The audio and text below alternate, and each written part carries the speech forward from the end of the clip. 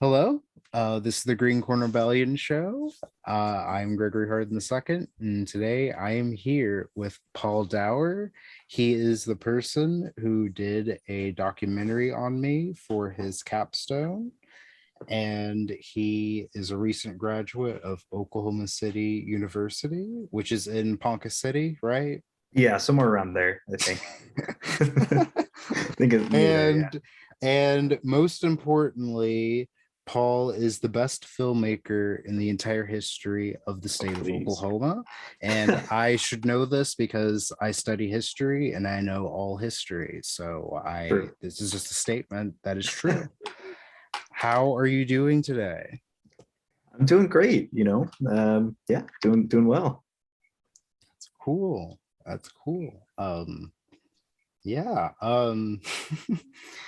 So whoa. Stop what you're doing. Okay. If you like this video and you like the other content on my channel, please hit the like button on this video. Also, go hit subscribe like right now. And also, when you hit subscribe, click the bell so you can get notifications whenever I put out a new video.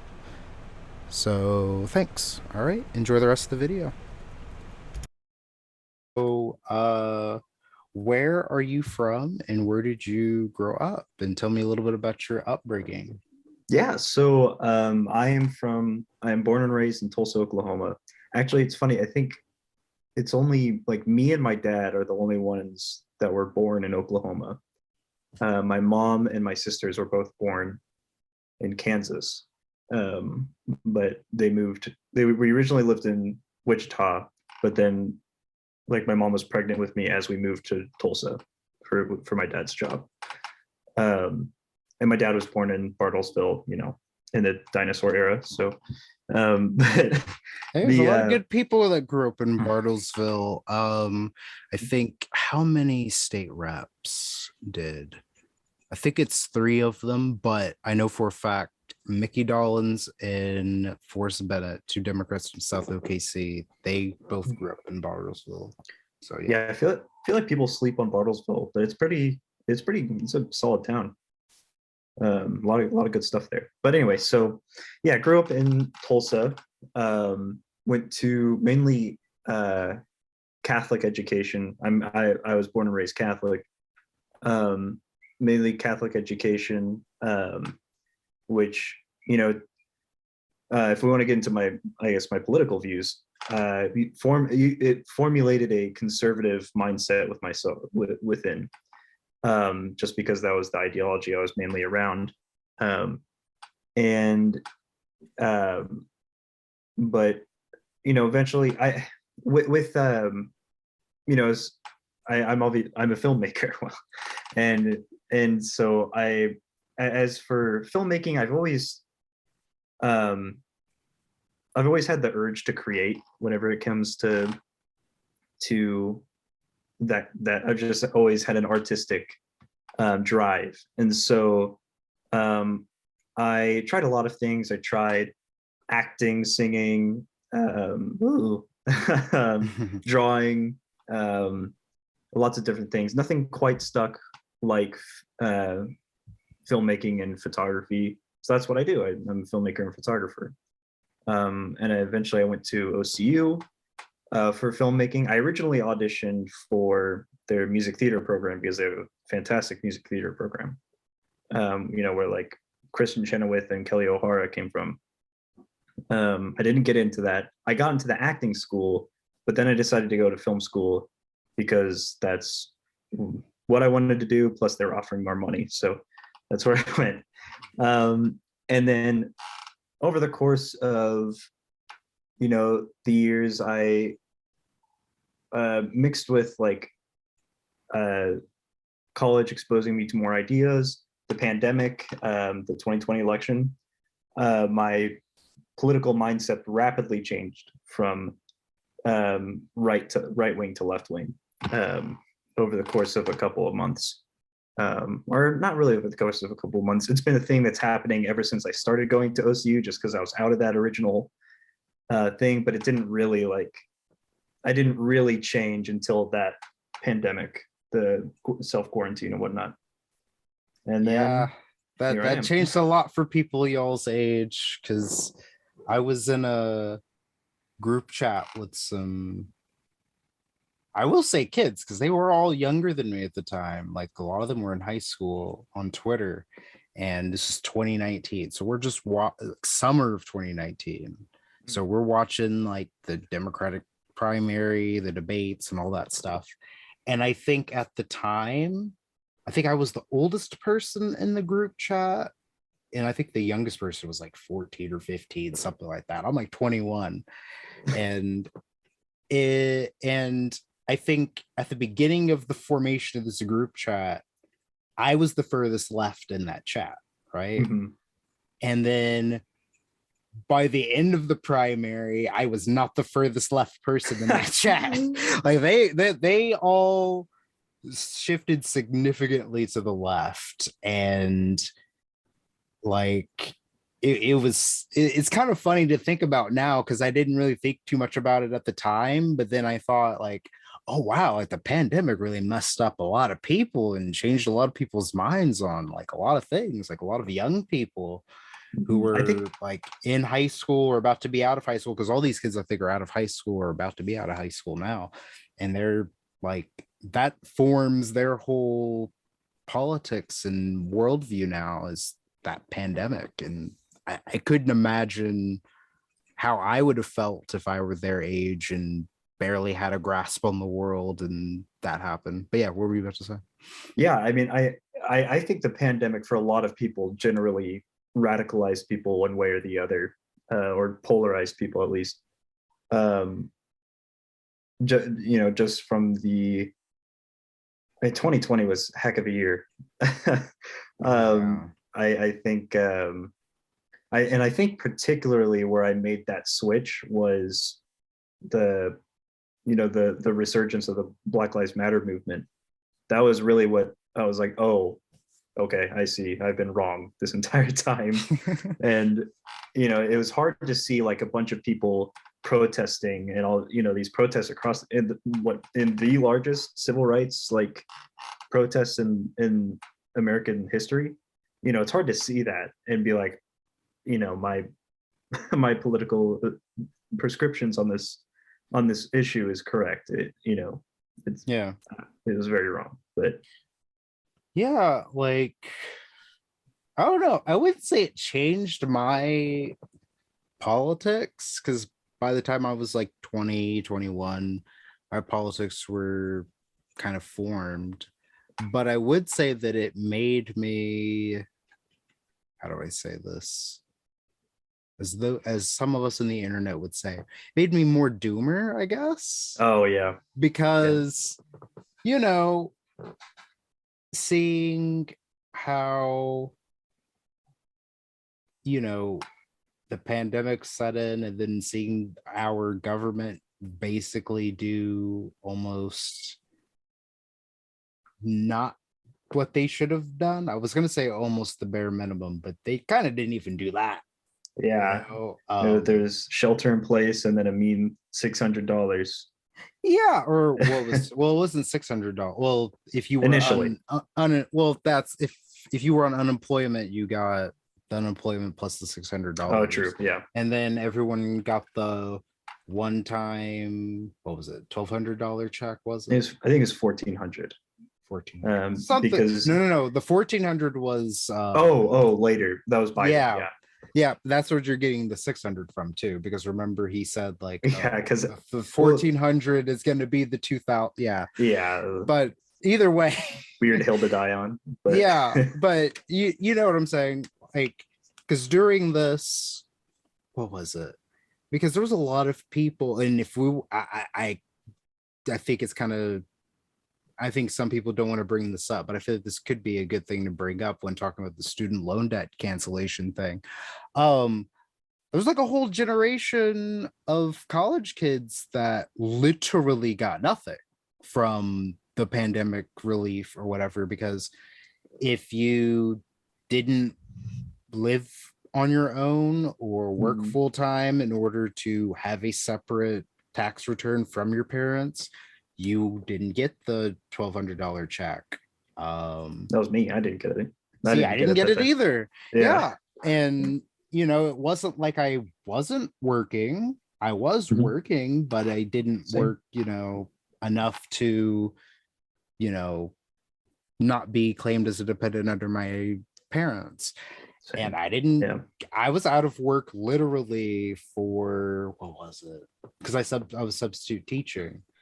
And Mhm. technically with the substitute teaching, I couldn't really apply for it because I'm not a actual worker. I'm like a contract type employee. Right. Yeah. So I couldn't apply for unemployment, but because school shut down in the middle of March, I was out of work for most of March, April, and May. So it's like a whole 3 months there. And then Mhm. there was the summer, and then I had more work to do, more work than I've ever had to do in my entire life after, we opened things back up in the fall and whatnot. But yeah, like seeing that happen, and don't even get me started about like how the Republicans were, Oh man. and Oh man. even though in a way it's like this, it's like you kind of expected it from them, but at the same time, the lengths to which it went, it was like, we're really just going to deny the idea that like masks work. Right. Really? And like, this is where we're like the most basic thing that we all should know, because otherwise, why do doctors wear them when they operate on people? Like, Mhm. is it for fun, or is it to protect the patients that they're operating on? Like that right there, like the mask stuff. Woo! I know it started. And especially as someone who like just was getting out of being a conservative, just like kind of deprogramming those ideas from my brain and seeing them come out against masks and like the existence of the virus in general, or understating the harm, all that good stuff. Yeah. It was like, or the famous injecting bleach. Oh god, that was so it's so like unreal. Watching it, I was like, were they this insane the whole time, or and I was just like stupid, or like is this like particularly bad? And I think it was that they were just stupid the whole time. This just really enhanced their like insanity to where it was visible to me. And since then it's been more the same. But well, you also have to remember what is it, the media aspect of it. So think about it this way: when I was younger, at least, we didn't have social media that operated in the way that it does, right, in terms of radicalizing people and people's engagement.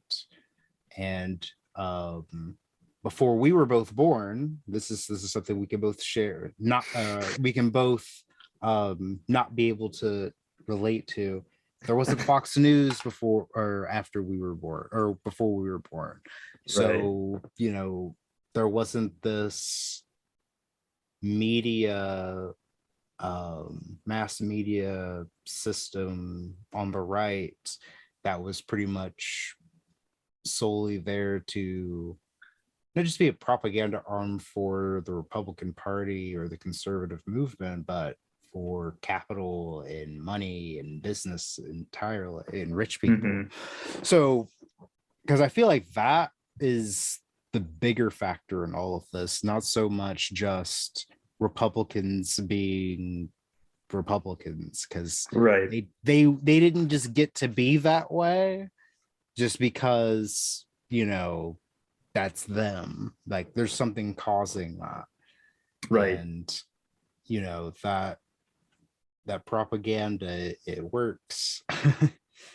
yeah. So it's kind of a little bit of both, I would say. So it's like, yeah, we could look back at Republicans and some of the things that they were saying and doing 10-15 years ago and say, that might not be that bright. but you know, it wasn't as bad as right now and what we Yeah. have. Yeah.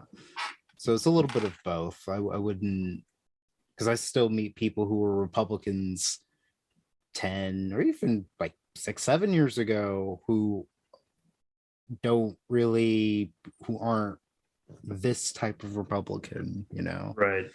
Yeah. But yeah, that's interesting to see that from your point of view as a younger person. Well, you're not that much younger than me, but Right. you were born in 2000, right? So like Yep. April 2000, yeah. Mhm. You're not as young as I thought you were this whole time. Because I remember when you told me that, I was like, oh wait, you were born in 2000, but you're born in 01. Okay. No, no, I No. was born before 9/11. Yeah. Oh wow. That's the one you want to say. Like, oh, I was born before 9/11. Don't Yeah. confuse me with those crazy, with those weirdos born after 9/11. Yeah. They don't even know. As if we do. Right. Yeah. But I remember yeah. as a 1 year old, I sobbed when I. Well, no, well, that's the funny thing though, because I was 3 and I remember being 3, but I don't remember. I remember my 3rd birthday party, Mhm. but I don't remember like 9/11 or anything to do with the news or politics at that age. Right. Most of that kind of stuff that I remember was more like 4 years old or almost 5. Because I think the first election I remember knowing about, not even really following, but like knowing about, was the governor's race in 2002. Oh wow. Because the Democrat that was running was Brad Henry, and he was from Shawnee. Oh And wow. so that was like the first time my parents ever said anything about, you know, being Democrats or anyone running for office. And yeah, but yeah. So what made you choose to go to OCU? Yeah. So, like I said, initially I wanted to be a music theater major and go into acting, um, particularly stage acting, because I've tried on camera acting and I'm just not my I guess my acting style is much more theatrical, over the top, um, You were pretty cheesy. good. You were pretty good in that one movie where Oh you yeah, sold the what was it? the Rom the Space Knight comic. Yeah, you were pretty good in that. But it was a little too on the nose though, because it It was just was. too funny. Like it's just like everything about it was just funny. And you, like, from the moment you walked in, it was just funny. Everyone started laughing, and I was just like, oh, this is too good. Yeah. But But I get yeah, what you're saying. Yeah. yeah, the I guess I'm just more well suited for the stage. At least that's really where I've had the most success. But anyway, so I tried out for or I was planning, I was trying out for a lot of schools, mainly in the like Oklahoma area, like OU, OSU, UCO, and OCU. All the O's, the C's, and the U's. And um, I got it, and like I said, I got into the acting school here, which is just mainly theater acting, no singing, that kind of stuff. And but also, one of the counselors from OCU came to talk to the seniors at my high school, Bishop Kelly, and I looked. I didn't know they had a film program, and they did, and so I was like, oh, I guess I'll look into that too. And then I, went through that process of looking at the film school, which I also did with OU, OSU, UCO, and the professors, there's only 2 professors, but the professors at OCU for film were just, I just connected with them instantly. And I was like, okay, this is, if I go for film, this is where I'm going. Cause like the other schools didn't really have a, like they had film degrees, but they weren't art degrees. They were like mass comm degrees. So Yeah. more like journal. It was more like creative media rather Yeah. than like film. Kind of like at Um, UCO, because I think that's yeah, how it is at UCO. Yeah. and like particularly like, oh, I know OU, their film degree or their creative media degree is through the Gaylord School for Journalism. Oh, Um, okay. I didn't know that. and yeah, and like like I probably would have done that. Like I was definitely debating OU or OSU. It was really between those two, just because I really liked Gaylord. It was a really cool school. And but again, like I just connected instantly with the professors at OCU, and then I decided to go to OCU, and the rest is history. That's cool. Yeah. History is in you became the best filmmaker in Oklahoma Well, history. Yes. well, I'll leave that for the historians such as yourself. But Well, I'm not a historian yet. I just study history, okay? But when I get to leave my mark, there it is. Okay. Let's see. But yeah, so what made you want to go into filmmaking? Like what about it specifically was it for you? yeah, so um, I I mean I've loved movies ever since I was can remember. The I know my parents have countless stories of just putting me in front of a TV, and I would just be like, still, just like not even like I'd be crying or something, and then just boom, I'm locked on, no matter what it was. And I've just grew up with a passion for movies. I loved like especially with the advent of YouTube and internet and whatnot as I was growing up, the I really got involved with like the film criticism part of YouTube, which I love, and I still So love. like your favorite YouTube channel is CinemaSins, right? Oh God, I have watched a ton of CinemaSins Me too. videos. Yeah, I mean they're entertaining, you know. Yeah. They're not I mean, well, I mean they are criticism, but like you know. I don't like how tangent, sorry to interrupt, but like I don't like it when I see people tweeting complaining about CinemaSins, like the YouTube Mhm. channel, and I'm like, and I almost think people are like not talking about the CinemaSins channel because I'm like, wait, do you guys Right, know what this channel's about? Like, it's not to be taken that right. seriously. Like, For the most part, it's it's a kind joke. Yeah, right. Like, it's like yeah, it's kind of like comical because that's why I liked the videos because they're funny and yeah. not because it's like a serious critique about these videos within a short period. But Right, I like see how. people write like these threads and these like viral tweets criticizing CinemaSins. I'm like, what is up with you people? Like, Right, because like one of their running gags is that they always ding a movie for not having like a lap dance. Like I think that was at least when I remember when I watched it at the time. That was one of their running jokes. yeah. Um, and I think I think when he reviewed Kick Ass, that was the only movie that he didn't ding it for that. Because there was a lap dance. But anyway, the I digress. But it was a lot of like, I mean, a lot of. I used to really follow a lot of creators that even now I kind of find a little bit cringy. But like I followed the Nostalgia Critic. I think Nostalgia Critic was really the one that got me into film criticism. And then like now I follow more like Your Movie Sucks, the Red Letter Media, and then but generally it kind of focuses my taste now generally focus more toward like actual like film like analysis and criticism, like taking like a queer lens to film or like a feminist lens or this lens or that Marxist lens to movie and analyzing it through that's usually what I'm more interested in other than just like this movie bad. Yeah. um but anyway, so the really through that I kind of cultivated this love of movies, and with a lot of my friends at BK were also huge movie buffs, and we'd have movie nights and whatnot. and then my friend Quentin and I, Quentin, he did the music for my documentary.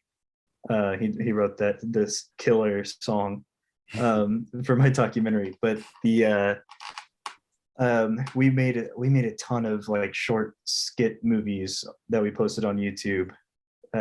Like I think around like 2014, 2015.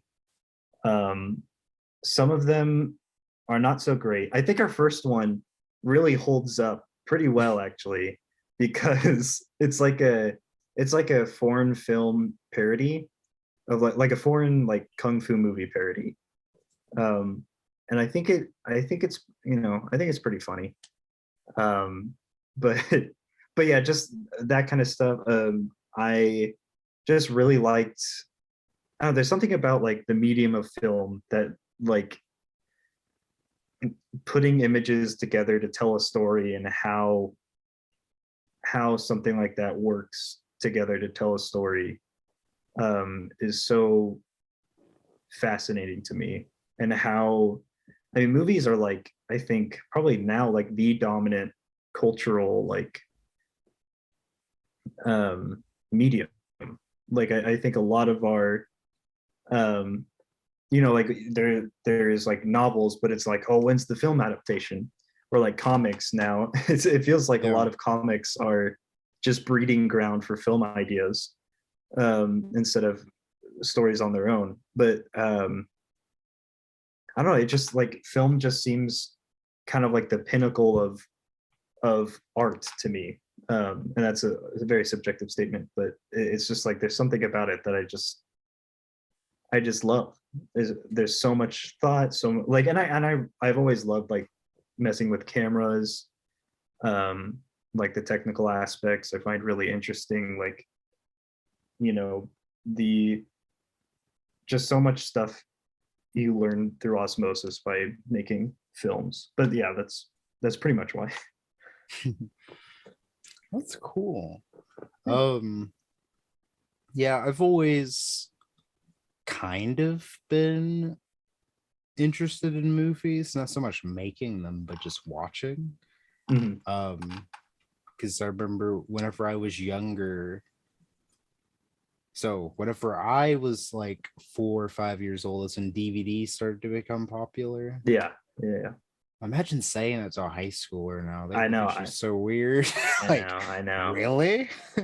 But no, but I remember going through like some DVDs would have like 2 discs. So Mhm. there would be like special features and stuff, and you'd get to go look at the um oh wow. So we got 10 minutes and we gotta redo the link again. But That was anyway, because the time, I don't know why it's doing that now. It usually doesn't do this whenever I'm recording. It only does it whenever I'm like just talking to people. But oh, yeah. anyway, moving back to what I was talking about. Uh I would go through like especially some of the animated movies or computer animated movies, and I would go through like see how they made them and what was like the stories or what the story could have been or what was the original script and all that kind of stuff. And which is why I know a lot of like really, really weird and obscure information about like Monsters Inc. or from like a long time ago, because I would just like browse the like special features and stuff on that DVD for hours just randomly out of nowhere. And I think I did the Yeah. same with a lot of other DVDs. But that that's something that's always been interesting to me when it comes to movies. I usually tell people I don't care for horror movies really, Interesting, really. because they, yes, because it feels like to me nowadays they're all basically the same. Like there's like 3 or 4 different horror movies, and if Mhm. you've seen them all, like you've seen them all, there's nothing really new. Like I recently found the Scream movies because I went to go see the new Scream Oh movie a yeah. few months ago, and I'd never seen any of the Scream movies. And Oh really? Wow. yeah, I hadn't, and Interesting. I liked it, so I want to see the other ones. Oh yeah, It the inc- first it Scream is incredible. Yeah, it didn't necessarily change my mind on horror movies, but I was like, hey, this is like the imaginary seventh type of horror movie that I've never seen before. This is interesting. So yeah, because what was the first? The first one was like in 2000 Yeah, it was like or uh 91, 99, it was like 2001, I somewhere in think it there. was like late 90s because I was like yeah, because I was with Drew Barrymore when Drew Barrymore was like huge. So I think it was around Drew that time. Barrymore was in there. I know Mhm. Courtney Cox was in the first one. Yes. Um, Okay. the The guy who plays Patricia Shaggy, Arquette. Yeah. forgot his He was name. in there too. I can't think of his Yeah, name.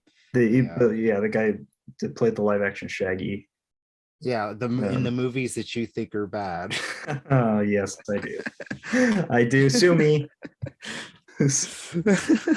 I think everyone knows they're bad. I think everyone's just gaslighting me. All No, no right. one has I ever said those words until ah, you uttered them. And now just that's like the fun fact I'll tell people about you now. And they're just like, wait, are you sure this guy made a good documentary about you? No. oh man, I think everyone's just collectively gaslighting me. No, I loved those movies as a kid. Like those are probably my favorite Scooby-Doo anything because I watched a lot of Scooby-Doo when I Wow. was younger, and Same. those are the only ones that I mean I haven't watched anything Scooby-Doo related in probably like 10 years, but Yeah.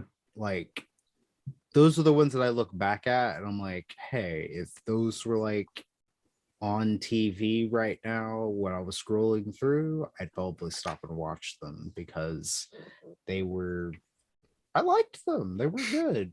And Yeah. also that's like my favorite era of like anything is like the late 90s, early 2000s. Like Yeah. the only knock on those movies is that there was no Limp Bizkit songs in them. That's it. True. There was a Sugar Ray. Sugar Ray was literally in the first one, right? I I think think Sugar Ray so. was in the Yeah. first one. Yeah. Yeah. Yeah. Um so Oh, they. that's like a I guess that's a proper constellation to Limp Bizkit, but you know, it's not Limp Yeah. Bizkit. No, there needs to any no. The only knock on any movie from the early 2000s or late 90s is no Limp Bizkit being involved. That's it. Other than Mhm. that, every movie from the early 2000s and late 90s is good, True. even the bad ones. Even the bad ones. Even the bad ones are good. No,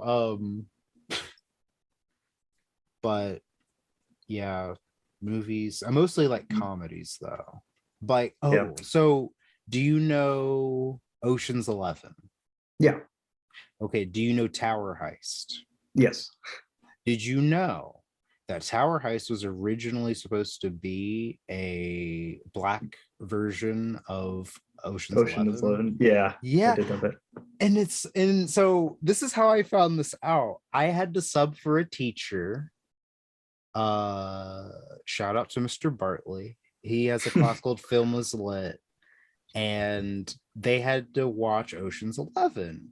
And I had never seen it before until Is like it was it this the year. original or the Yeah, one yeah, with the George? original. The one Oh, with like the yeah, George, well, oh, so it's define the remake. original. Yeah, the one from the 90s. Okay, yeah, because there's one in Yeah, the 60s yeah, that's with what I was about to say. Yeah, yeah, yeah. yeah. But then they made another one with women in it, right? Didn't they? Ocean's 8, yeah. Yeah. So either way, the one There's a from the lot, but 90s. And I started and so I asked the kids before I put it on, I said, has anyone seen this movie? And only one of them said they'd seen it because I'd only wow. heard of it a lot. And I said to him, like, could you tell me what this movie's about? And he's like, oh, well, they're gonna like rob this place and he gave the description. I can't remember the description off the top of my head, but like, and I said to him, I was like, so it's like Tower Heist, but no comedians. And then he's like, yeah, actually. And I was like, okay, let's watch this. And then we started watching it, and I was like, oh my god, this is just This Tower is Heist Tower with no Heist. comedians. And then I looked it up on my phone. I was like, there's no way there's no connection between these two movies. This is just two on the nose. And Mhm. then I found out that Tower Heist was originally supposed to be a black comedian version of that, and they were originally supposed to be robbing Trump Tower. Nice. I'm surprised. Yeah, because like Ocean's 11 is like the heist movie. It's Yeah, like I still haven't the even finished it, by the way, because they didn't get through all yeah, of it, so I haven't finished it. Yeah, but yeah, yeah, it's like the like pinnacle like of that genre of like heist movie. Or maybe not pinnacle, but it's like the most like heist movie, you know. it's the Um, heistiest of all heist movies. Pretty much, yeah. Well, Um, Brad Pitt is in that, right? yeah, Brad Pitt, So George someone Clooney. someone who was born from Shawnee was in that movie. Therefore, it's True, yeah. automatically the best movie ever, or heist movie at least. True. Yes. Yeah, because you know, the irony of that is Shawnee was supposed to be the capital, was considered to possibly be the capital of Oklahoma before it was Guthrie. So Guthrie stole something from us, and then Oklahoma City stole something from them, and then Brad Pitt was in a heist movie. So there's the connection there. There you go. The connection that no one's ever connected. gonna think makes any sense, but there it is. There it is. It's out there. Oh. So why did you choose me to do your capstone project over? Yeah. So I, as you know, I originally found you through Vosh's channel, who's been a previous guest on the show. You and him were talking about, what are you talking about specifically? I know you talked about potentially running and what that would look like. We I were don't think you were, talking, yeah. Oh, I had already decided to run, but but you I don't haven't remember. confirmed it yet. Yeah, I hadn't really put anything together yet because this is like March of 2021. Right. But yeah, let's see. We were mostly just talking about like the left and how insane things Oh, were yeah, with yeah. the Bernie or bust Yeah. stuff. And Yeah. I think Oh, we man. talked a little bit about the importance of local politics and stuff like that. I Right. remember the conversation not being as good as the second conversation me and him had, but it was still something that people enjoyed. And yeah.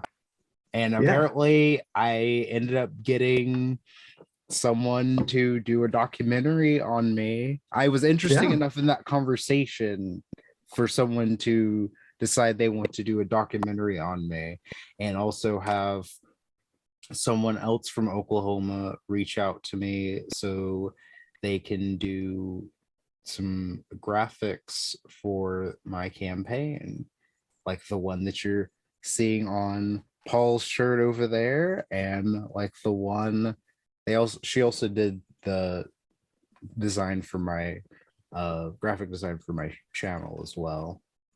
Nice. Yeah, so fellow Okie Voshites helping each other out and whatnot. Here we are. And yeah, but yeah, so what specifically, so you weren't even finished really, you were just trying to just talk about, remember what me and him were talking about. But yeah, go on after you saw me on Vosh. And yeah. So I saw that you were an Okie, but I saw your conversation around when it came out on YouTube, so probably back in March of 2021. So I was like, oh, sick. And so I followed you on Twitter, because you said you're from Oklahoma and did Oklahoma politics and stuff. So I was like, oh, that's me. That's important. And so followed you on Twitter, followed your show, and always had that in the back of my mind, just that you existed. And then I saw that you tweeted out that you're officially running, and so I was like, oh, okay, so I'll keep that in mind. And then so time comes around for documentary, or for capstone, for my senior capstone for film, and so I was writing a script for a potential narrative. I didn't really go through with it just because I'm not really good at writing scripts, honestly. I try, but it's just not. I'm not persistent. I'm not determined enough to get through a script. So I usually don't. But the so that didn't go anywhere. But the but so I had the idea of writing, of making a documentary, and I had a couple ideas. I had you were one of the ideas following your campaign. The there's this one I want to do more of like an investigate, like more a journalistic documentary, like an investigative documentary on this old church camp I used to go to, and how they had like some serious like pedo shit going on. Sorry, am I allowed to curse? I don't know. No, you're On the good. show. Yeah, yeah. Okay. Just some pedo stuff going on, and I was gonna, and that has been something that they've been trying to silence, and so I was going to do a document, want to do something on that, more of an investigative angle, and then I think like two other ideas, but I can't remember what they were. But I ended up going with that because the other idea, I was like, that I think that would take a more experienced person to do that, you know, because at the time I hadn't done a documentary yet. This is the first documentary I would have ever done. And so I was like, let's follow Gregory for his documentary. And so I decided to do that, or for my documentary. So I decided to do that. And then I was like, okay, I gotta contact him. How do I do that?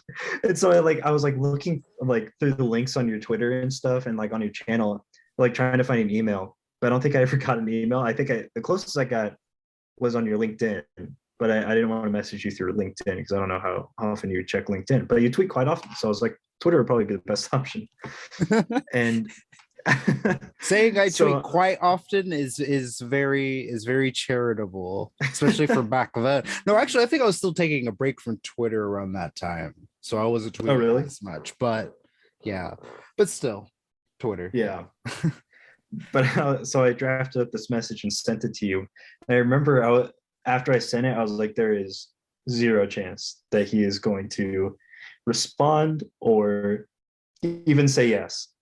And then you did. You said, yeah, you responded and you said yes. And I was like, I don't even know what to do now. It's like, okay. And then, we set up the meeting, and I remember at that Starbucks, because we decided to meet at that Starbucks in Shawnee. And I remember when I was there, I went in, or I think I was just waiting in the car. And then I saw you go in, and I was like, okay, time to go. And you were talking to someone in the Starbucks, and I was like, I don't want to interrupt him, but that's him. And so I was like, okay, I'm going to go order a drink and then sit down. And then you're still talking to them. So I was like, oh God, what do I do? And so I just kind of stood up and like stood there awkwardly until you finished up. I was like, Gregory, right? Okay. So yeah, but that was funny. And yeah, we talked, and I think we hit it off pretty well. Yeah. And then the rest is history. Yeah. It's so funny because I remember that day, and I remember who I was talking to. It was someone I played trumpet with in band. Oh, so, yeah, who I graduated high school with too. Yeah, and I hadn't talked to them in a while, and so I wanted to catch up with them for a second because I think I saw them. I don't remember why I got up. I think they got there after I did, and then I saw them walk in, and then I decided to go talk to them, something like that. But yeah, I remember this.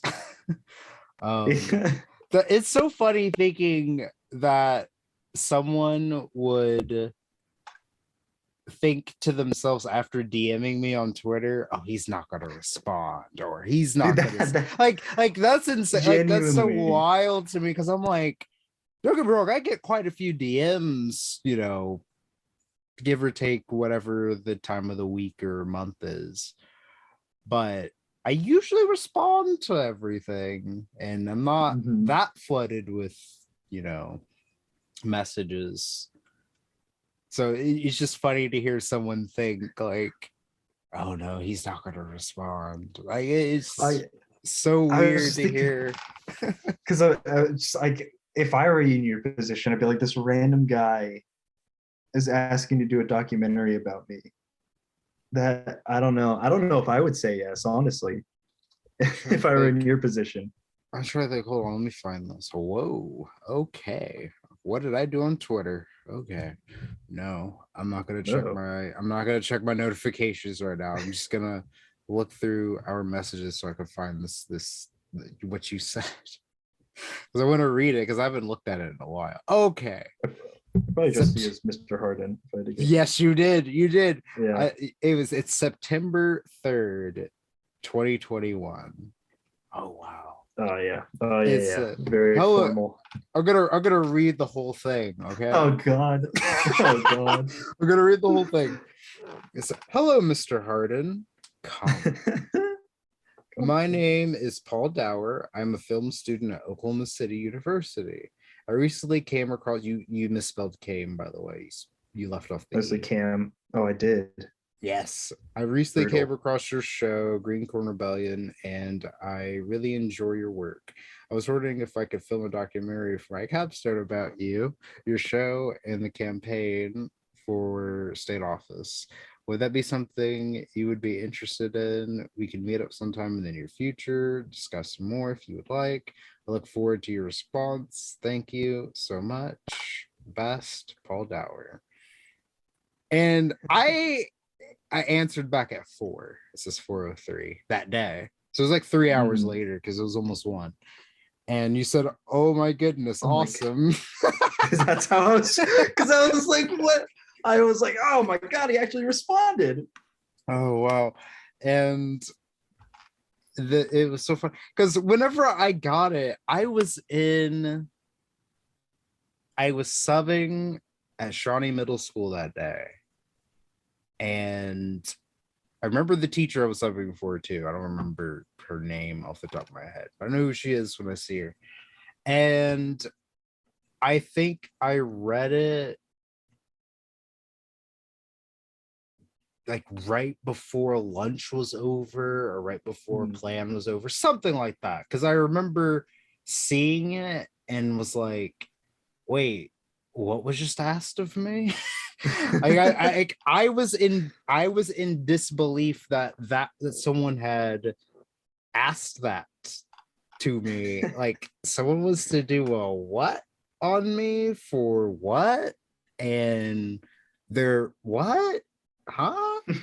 And I think the first thing I did was well, first I wanted to know if you were like a real person and not like a scammer or something. Yeah. So I looked you up on Facebook because that's what you always do. If you see someone on Twitter, you look them up on another social media to see if, and you know, you're a real person, Paul OCU. And I was like, okay, so this is like a real person, and they want to do a documentary on me for a grade so they can graduate college.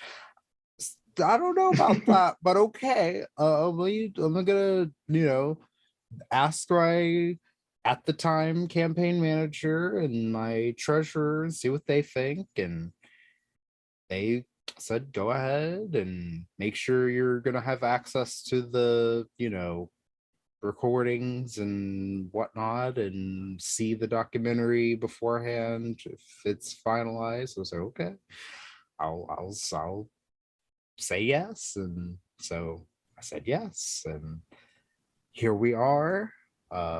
Here we are. 8 months. Yeah. 9 months later. What is September? September is 9. We're in 5, 4. So 8 months. Yeah. 8 months later. 8 months. Yeah. And yeah, that was so wild. And then we met like the 2 days after that. Yeah, because it was on the 5th. Wow. Yeah. That's crazy. Oh wow, that is beyond bonkers. I just can't. It's so weird to me to think about that because it's just like, wow, like someone actually, okay, I gotta check and see what this is about. This is gonna bother me. Okay. Nothing The weird. Twitter notifications. Oh, okay. Yeah, because it's weird because making me. Oh my god, this is why I said like the saying I tweet occasionally or I sometimes tweet or whatever it was, however you phrased it earlier. It's funny because I'll tweet even as a candidate, like I'll tweet some of the like most random stuff. Like there's this CNN tweet about Jif peanut butter having to be recalled Oh because yeah, of some salmonella. salmonella. Yeah, and then I said I quote tweeted it and said GIF and GIF are pronounced the same way or pronounced the same by the way. Oh So of course people are gonna get mad at that. yeah. Someone even commented and said, making me regret donating to your campaign. Oh my god. And then oh god, this is so funny. Oh, and then someone said, finally a representative for the people of Oklahoma. And someone said, be right back, moving to Oklahoma. That's pretty good. Yeah, I had to check because sometimes you never know. Like you could get 20 plus notifications and you know, maybe you accidentally misspelled something and people thought you were trying to say something else. Right. Or maybe you expressed a true statement that people disagree with and you know people want to debate you over it. So usually for me it's the latter because I say true things all the time and people just disagree with them. But anyway, oh no, you say the false things all the time though, like the Scooby-Doo thing. I do. Oh Yes. no, I don't. Well, you know, it's you can be wrong. It's fine. It's just, you know, I just don't tweet anything that's wrong. Okay.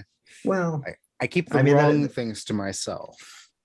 Like if I one day decided that Metallica was better than Korn, I would just keep that to myself. You said all DC superheroes are bad, so I say yes. I agree with that statement. Still, I say how if even if they're not bad necessarily, they are definitely not worth rooting for over whoever the villains are. Yes. So you'd rather root for Lex Luthor than Superman? Okay, Superman's one of the better ones. So standalone, okay, Superman's like okay. Let's go. Wait, hey, he's better than okay. He's the best. He in DC, sure. Oh, he's the best overall. He's the OG. But we're like, this is low-hanging fruit here. We are talking about DC Comics after all. Okay. DC Comics is generally better than Marvel. That's I'm also not true. I would say that is very true. The villains in DC Comics, for the most part, are definitely better. I'll definitely say that because I see from what I've seen of the villains, yeah, the villains are definitely better than the Marvel villains. Or are you talking movies wise? Because I'm mostly talking about the movies, but I'm sure it probably applies to the comics too.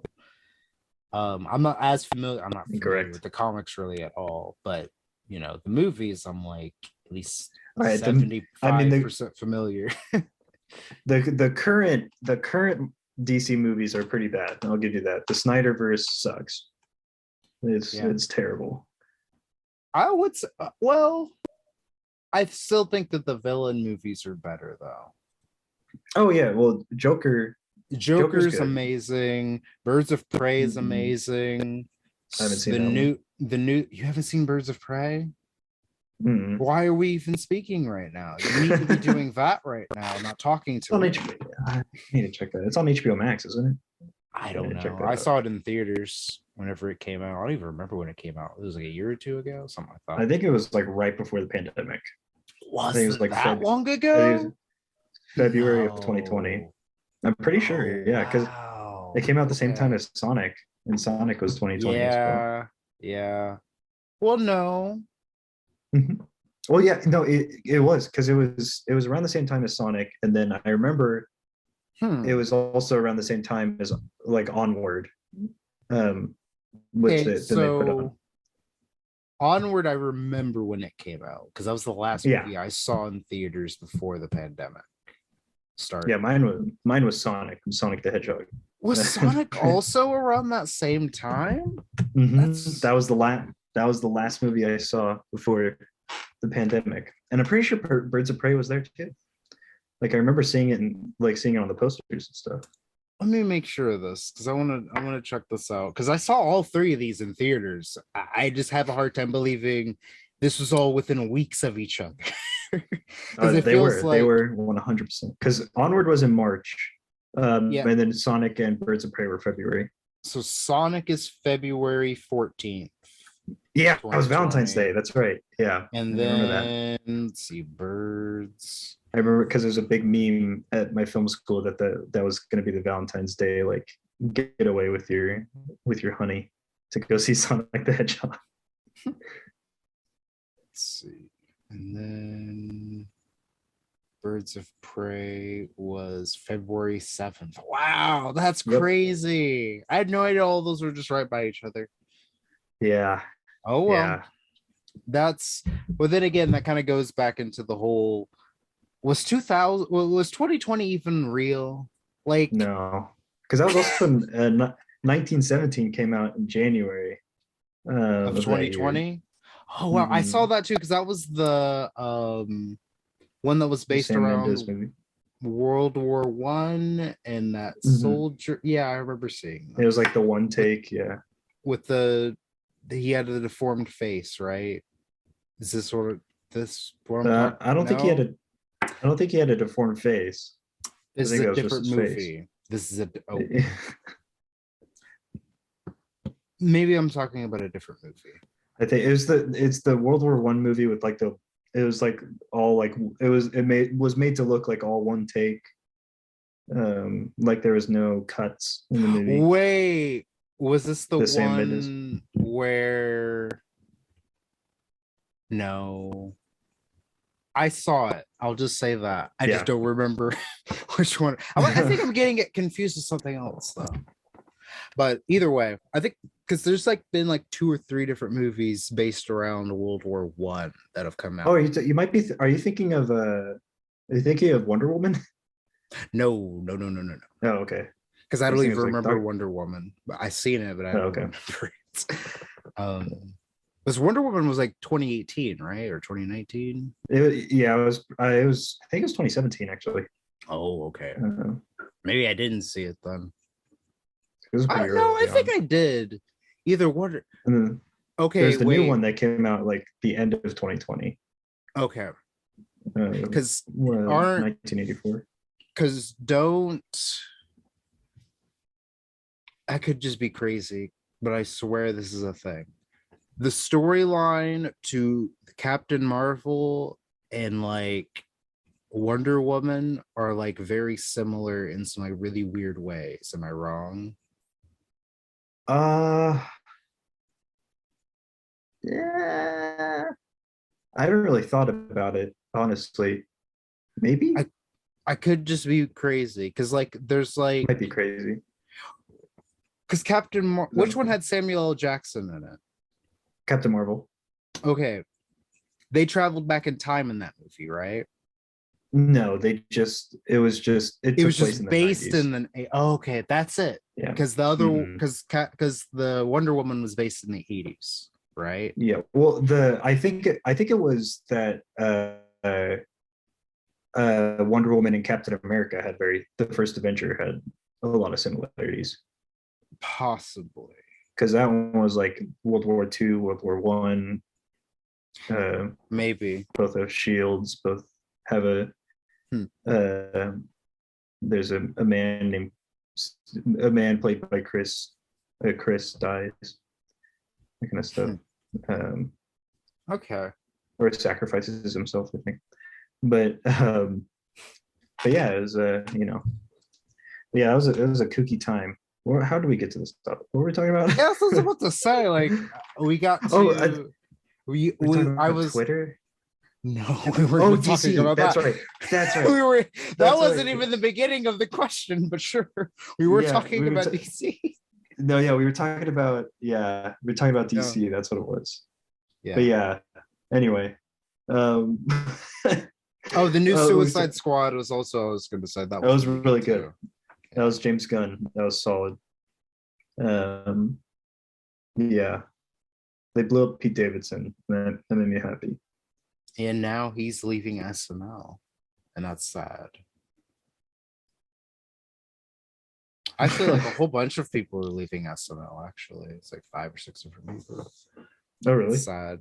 Yeah, and That's good. Lauren Michaels has yet to obtain my number and call me so I can be on. I don't True. know if this is like a uh, accounting error on It his probably is. part or something. I mean, you've heard of me. Yeah. I guess he's not watching Vosh or something. Yeah. Otherwise, He he must should have be in missed that my one. he should be in my Twitter DMs, even though he doesn't have a Twitter. I looked him up. He doesn't have Twitter. That's probably that's actually probably that would be so cool. If Lauren Michaels was actually on Twitter and saw the comedic gold that is just on here all the time, the That is SNL true. cast would look fundamentally different right now. And it would True. be a I mean, better show. yes. Yes, it would. It would very Because much. the couple of new people that they've hired this past season, one of them is Sarah Sherman. She's also involved with Means TV, which is like the left wing Mhm. media outlet. And who's the guy that plays Trump now? I think his name's Austin something. He's really I good. don't He know. was on the Majority Report like a year ago talking about his Trump impression and doing comedy Nice. and stuff. And then he ended up on SNL. I was like, oh, that's cool. That's pretty good. But yeah. But no, Lord Michaels needs to replace Pete Davidson with me. True. Because An I upgrade for was sure. I no, it would be a downgrade, but it would be me, so it's Uh, okay. I love well, Pete again, Davidson. You can't tell me you don't like the ScoobyDoo movies and then you don't like Pete Davidson. Now, come I on don't like now, Pete. I don't think he's very funny. he's hilarious. You've never seen any of his Eh, bits on Weekend Update? I've seen his bits. Yeah, it's just not very good. Shame on you. Shame. I just don't think he's that funny. No, my joke that I've been telling people lately is because I don't know if you know this, but whenever I was in middle school, I wanted to be a comedian and I wanted to be on Oh, SNL. wow. And It's awesome. so and Pete Davidson, he's only what is it, 4 years older than me, I think. Like Wow. four, yeah, he's like 4 years older than me, something like that. I think he was like 20 when he started on SNL. And um so I tell people that if I had continued to want to be a comedian, I could be like Pete Davidson. I could be Davidson right now. And on SNL and dating Ariana Grande, dating Kim Well, Kardashian, yeah. being hated by Kanye West, even though I'll defend his music. No, like I tell people that and they're like, oh well, you could have been. I was like, hey, Could don't have say it been. like Yeah. that. But that's my joke. You can't say it so seriously when I'm saying this is a joke, okay? No. But yeah, so what did some of your classmates say when you wanted to do your capstone over me? Yeah. So, well, at least by the end, I was the only person who did a documentary in my class. I had about 11 people in my capstone class. It's the only one that did a documentary. Um, I think there's one other person that was interested for a little while, but then they ended up doing a narrative. Um, but I mean, they seemed interested in the topic and where I was going with it. I think whenever I showed them footage of like the stuff initially, they were all shocked that you were young and black. They were expecting like an old white dude by the way I was describing you, which is weird because like I feel like usually my pitch surrounded like Gregory Hardin the second is a or I have my pitch written down here. Hold on. Let me find my pitch. So that's good content. That's good content for the channel. Let me see. You finding the pitch or the pitch itself? No. Finding where I wrote down the pitch. Where is it? I think it was in this. Where is it? Come on. I have like a long document with like a bunch of stuff at the time. Let me see. A bunch of stuff I was writing at the time. Is this it? No, that's not it. Oh my goodness. Come on. I'm so sorry. You're good. But it looks like I wrote a paragraph about Everlong by the Foo Fighters. Oh, here we go. Okay. That's random. I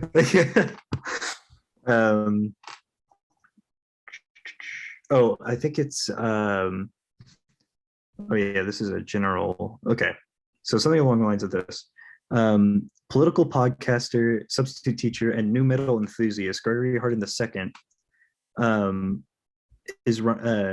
is running for as a Democrat for Oklahoma State House Representative for District 26 against incumbent Republican Rep Del Curbs. I'll be following him doing his podcast, knocking doors, and teaching students until April when he files for election.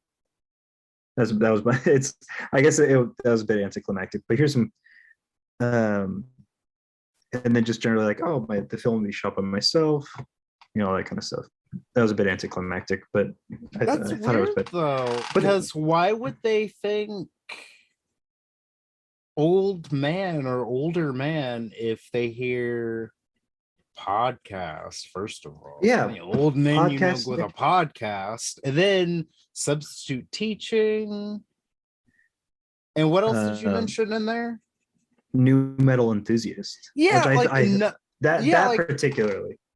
None of that says now. I'm not gonna right. Like none of that now. White, maybe. I guess maybe. There's not really a specific like. Yeah, but like the old racial thing. But like old, I don't understand that. Like, what old men do they think are having podcasts and listening to new metal? They might not know what new metal is, so they might just be like, "Oh, it's just metal, like from the '80s." Even like then, they might, even then, it's still kind of weird. Yeah, because like, unless their literal interpretation of what they think metal is like the first Black Sabbath album, and like that came out 4 years after it or whatever, like. I don't know. That's just odd to me that they would have thought that I was old. It was every time, like, and subsequently, every time I would show pictures or footage of you, every time people would be like, "Yeah, I didn't think he was going to be." If I'm being honest, I didn't think he was going to be a young Black dude. Yeah, it's like that's hilarious. I think that was the most interesting thing I noticed. But yeah, generally they were on board. Since I shot most of the stuff by myself, so they weren't really involved in the process. Like, because with a lot of the narratives, we all help each other, like on sets and stuff. Like I think I was cinematographer for about three of the other capstones. But I think I only had two people really help me throughout the entirety of my documentary. Most of it was just me. It was anytime they saw the footage, that was the first time they were seeing the footage, or they had an idea of even what it was. But I think generally people liked it. There was just a lot of me editing it together and then showing them them having notes and then changing it and showing them again, that kind of thing. That's cool. Yeah, I after the viewing, I liked that people told me how good I was with like the like comedic timing and whatnot and the funny bits. I got so And many comments about that. People were like, "Did you coach him, or did you like tell him to talk to himself like that?" I was like, "No, he's just a natural, dude. I'm telling you, he just he had it down." yeah, I told so many like people told me, and I told so many people I got really lucky with you as a subject because you were just so good on camera. Like genuinely, you're just so naturally good and on camera. It's great to watch every time. yeah, like I haven't watched it since the viewing, but I watched it like 2 times before the viewing, Mhm. and it's so fun at the viewing. It's so funny. Like I laughed when everyone else laughed. I think I even laughed at a couple other parts that other people didn't laugh at because it was Mhm. like because I had more knowledge than them, I guess, and so Yeah, that's why certain other parts were funnier to me. But I liked the fact that I actually had other people laugh and I didn't just appear to be like a crazy person. Because yeah, because to me, whenever I do stuff that is meant to be funny, um, like stuff like I did there, and because I did, how do I say this? Obviously, I don't think I would have said any of that stuff if I wasn't being like filmed or whatnot, or have yeah. some sort of an audience. Right, yeah. But I also wasn't like thinking of it as, oh, I have to make this funny, You have to like right? perform. Yeah. Yeah, like it was kind of natural, and I do that kind of stuff a lot. And most people, I think, get it and find it funny, but then other people are kind of just weirded out by it. They're like, why are you saying things like that, or why are you doing that? And I'm like, oh, because it's funny. Like, don't you see other people, like students usually is when this is happens with. Oh, really? And they're like, well, why did you say that, or why did you say that like that? And I'm like, oh, because it's funny. Like, didn't you notice that your classmates laugh? Why didn't you laugh? And or sometimes it's just like a complete dead silent classroom, and it's just like no one will laugh at the thing that I'm doing or Tough crowd. saying. And yeah, it's just like, oh well, okay, I guess I'll just stop now. Yeah. But to have other people laugh whenever I did something that was funny, it was like, okay, that was cool. Yeah. And there are so many moments that I caught on camera that were just so funny that I could not, I just couldn't really fit it in anywhere.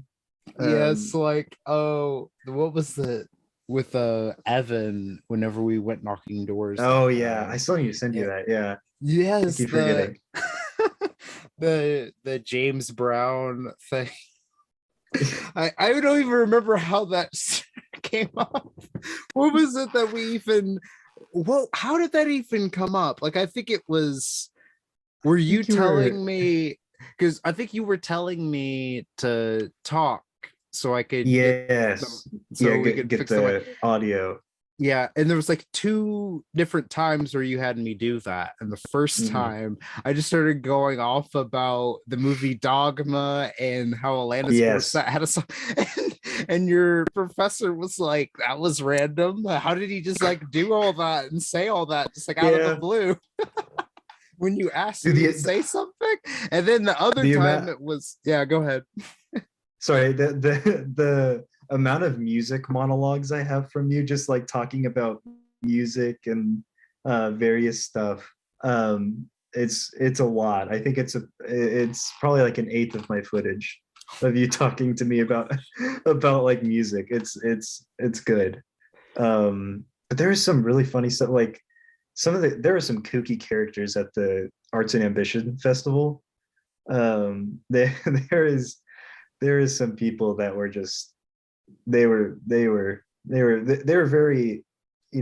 very friendly people, but they shared a lot of information with me. I was like, I don't know, I have a camera that I'm rolling. I don't know. Um, Episodes of the Green Corn Rebellion Show are sponsored by Oklahoma Progress Now. Oklahoma Progress Now is a 501c4 organization focused on building progressive power in Oklahoma. Their primary efforts are on developing progressive content for a 21st century audience, coalition, and capacity building across progressive organizations and causes, and working to see elected leaders who are more responsive to their constituents and the needs of the many. Areas of focus include progressive messaging and communications, coalition building and resource sharing, and focused progressive policy goals. You can check out their Twitch live streams, and they go live on Facebook on at noon, Monday, Wednesdays, and Fridays. Please support this organization. It's a really great organization. It's just getting started here in Oklahoma. Thank you. Now enjoy the rest of the video. yeah, there's just some kooky characters in general. This one guy named Pappy became a was a very or his at least he that's what everyone calls him is what he says. Mm-hmm. Became a staple in my class. Um, Great guy. He was really nice to talk to. He just had he had a very he had a look to him, like he had like a top hat and like a leather vest. He's cool dude. He was the talk of the class for a little while. He's just a funny guy, and there's just a lot of like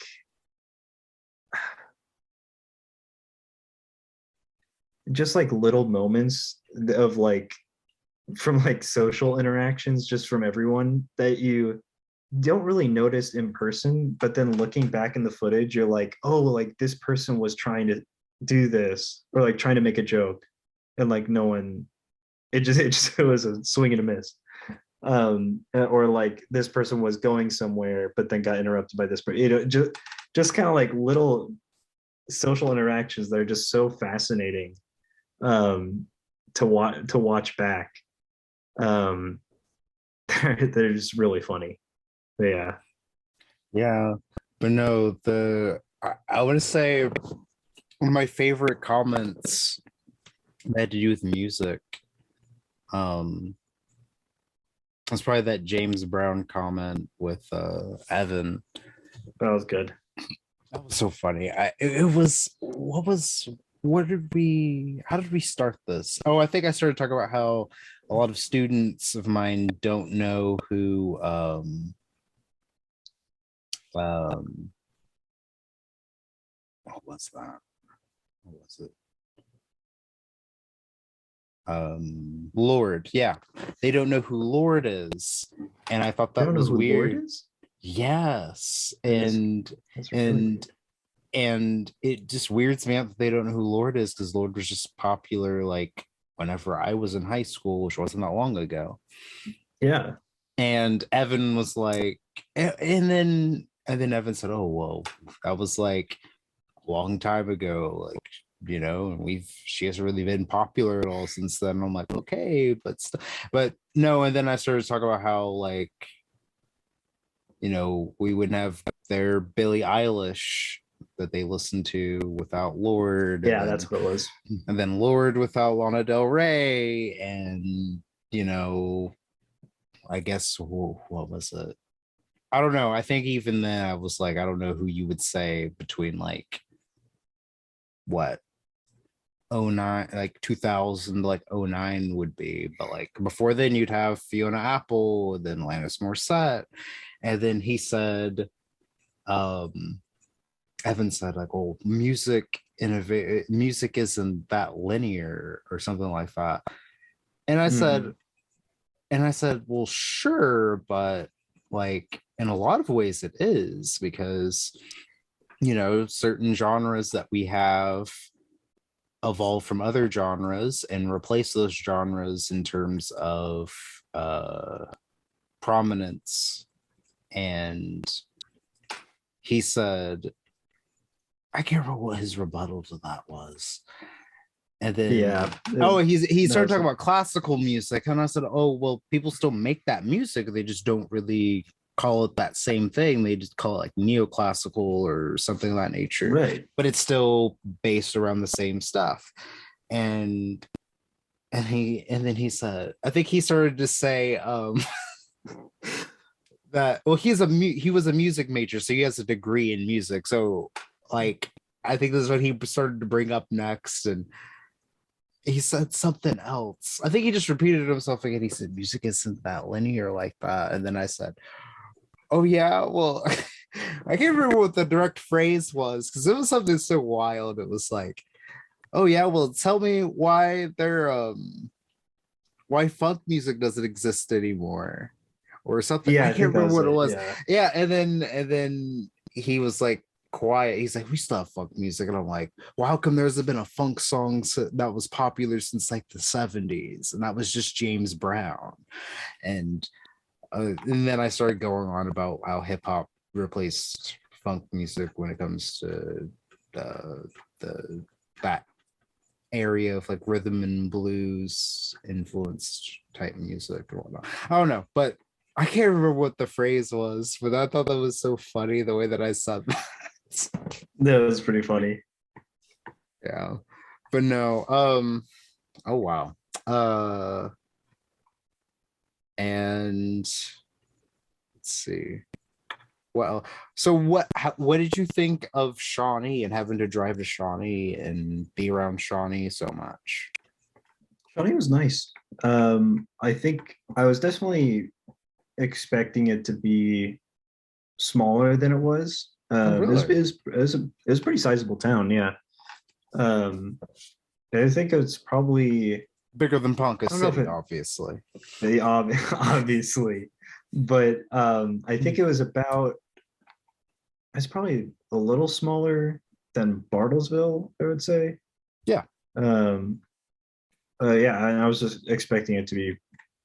Well, I was thinking like Henrietta size, Oh which is no. like they're just Yeah, it's way too small, small. small. Yeah. Yeah, but it was and it was a nice town. There's a lot of, I like the main street a lot.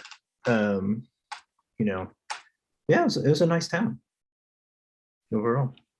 Yeah. Shawnee is one of the most important cities in all of Oklahoma history.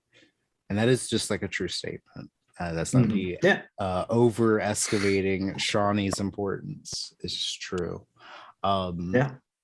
the last Democratic governor that we ever had was from here. Um, I believe, I want to say four different people who represented Shawnee in the state legislature were Speaker of the House. I think the only Hmm. city, it's either three or four. And if it is four, three of them were Democrats, one was a Republican, or two were Democrats, one was a Republican. I know one of them was Chris Steele, and that was like in my lifetime at least. Um, Mhm. but either way, either three or four people were Speaker of the House from here. Um, let's see, State Speaker of the House. Let's see, what else is there? Ooh, I lost my train of thought. Something else that was Shawnee related. Dang it. Mhm. Oh no. Sonic was invented here. There's something political that Cool. I was gonna say, or somewhat political. Man, I am losing it right now. Oh no. Oh well, we'll come back to that later, I guess. Mhm. But no, like Shawnee's huge. Um, and maybe that's just me talking about it because I'm from here and I know all these things, but I think it's pretty Yeah, important. Um, yeah, I think so too. let's see. But yeah,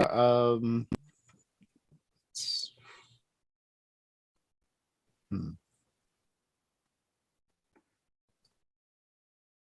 So what's been your favorite part about making the documentary? Ooh, my favorite part. Um, dang. I mean, I think definitely the editing process, just because I really get to review everything. and try to make a story out of all this footage I collected, which is really hard. It's a lot more difficult than I think one might realize. Definitely harder than I thought going into it, and I kind of prepped myself for how hard that was going to be. Especially because since we didn't finish filming until the like April 13th, Yeah. the filing day. I only had that only gave me about 13 days or about 2 weeks to edit it, edit the documentary. And of course, I've been editing throughout the whole, like ever since I started getting footage. But I really, I didn't have the full story or all the footage at least until that day. And so it was just like day after day, just making more and more edits, trimming down, making just like an insane amount of footage into a cohesive story. Which I learned a lot. I learned a lot about editing. I learned a lot about what makes, what makes film work as a medium, and how just even different techniques of editing that I hadn't been used to. So yeah, that was probably my favorite process. And then a nice runner up would probably be the color grading part, where I just color all the images, just because it's nice and relaxing, and I can listen to music while I'm doing it, or listen to like music or like podcasts or Vosh while I do it. It's nice and relaxing. But probably those parts, yeah. That's cool. Oh, what was it? Oh yeah, the other weird thing about the documentary was at the viewing, having people who I've never met before tell me they've heard a lot about me, and I'm just like, okay, like sure. And I Right. was not saying I was like creeped out by it, but it was just like I didn't know that he was talking about me that much as a function of this class, to the point where everyone knows this much about me, or knows like who I am. Like if I had seen them elsewhere outside of that, they would have like came over to speak to me and said, "Oh, I know who you are." And I'm like, "Wait, how?" even Literally though how. even though I have that already because of just like existing. So Yeah. I have that happen already. So it's like only a handful of ways someone would know me, either through the show or through other political things or substitute teaching, living in Shawnee my entire life. But having someone say like, "Oh, well, I know you because my friend in school did a documentary on you," is like, okay. Because I remember I went to the graduation, and I think one of the parents who was there saw me, like who was there at the viewing, they saw me at the graduation, and they said hi to me. Say what? Oh, really? I was just saying, like, oh Yeah, wow. yeah, they said hi to me, and they were like laughing or something. I can't remember what it was. And then, and I'm not like a stranger to people saying hi to me or waving at me, and I don't really know who they are. But it was funny Mhm. when she said to me, she said, "We know you, you're famous. We know you because you're famous." And I was like, "Oh, well, I know that, but how do you know me exactly?" And then and I didn't really say that to her, because I was just like, I just don't know how she knows me. But then she immediately said the documentary, and I was like, okay, that makes sense. Right. But That's funny. I thought that was funny because, you know, my students even say, like, the ones out here in Shawnee specifically, they say that I'm famous. And Yeah. that's like weird to me. I'm like, no, I'm just some normal dude who like lives here. Like, don't say I'm famous. You can't say I'm famous. We're from the same town. Like, I just live here, okay? I'm not famous to you. You just know me because I live here. But yeah, it's odd. but no, let's see. Now, I'm sure that now, since you've heard me rant about Limp Bizkit, you know everything about Limp Bizkit now. Yes, I definitely know a lot more about Limp Bizkit than I did previously. Which is a That's good for sure. thing. Yes. That's one of the laws I will be passing once elected, is that mandatory Limp Bizkit education. Let's see. It's not critical race theory. It's limp. Critical limp theory. Critical limp theory. Critical biscuit theory. Critical biscuit theory. Yes, it's gonna be critical spelled with like a K or something. Yeah. Yes. Yes. No, that's insane. But no. So who? Let's see. Who are some of your favorite filmmakers and why? Oh wow. So it changes a lot, but right now I really like the Maisels brothers. They do a lot of good documentaries. They're like one of the foundational documentarians. What documentaries have they done, or what kind do they do? The ones that I've seen are Salesman and Gimme Shelter, which I think I based a lot of the style of my documentary off of Salesman. So, they're documentaries from like Salesman is from the 60s. I think Gimme Shelter is 70s. Is whenever the Rolling Stones did their tour of America, because that's the documentary, is their tour of America, which ended with their concert in California that like 4 people died at. But which is like the whole thing. It's a really good documentary. It's on HBO Max. It's very, very good. Gimme Shelter. Same thing with Salesman. Also fantastic documentary on HBO Max. But yeah, so they're just really good, really like geniuses when it comes to documentary. Because like the documentary, the style that I went for is called cinema verite, which means it's a documentary style that basically tries to tell the story of the documentary from kind of a fly on the wall perspective. So it's not like a sit down and interview and you talk and the person talks about their day or whatever, and then you put like footage over that. It's just you're placed into the scene, and you're just watching things happen almost like a narrative, which I think is the best way to do a documentary, in my opinion, just because it's so much more engaging than just a regular sit down interview documentary. So yeah, that the Maisels brothers. For narrative stuff, I really like Charlie Kaufman. He's mainly a scriptwriter, but I think he's directed 2 movies. My favorite, I think he's done one of my favorite movies of all time, Synecdoche, New York. Very good movie, very sad movie. Very makes you feel weird movie, which is all of his movies really. But Synecdoche, New York, and then he recently did I'm Thinking of Ending Things on Netflix, which is also a very, very bizarre movie.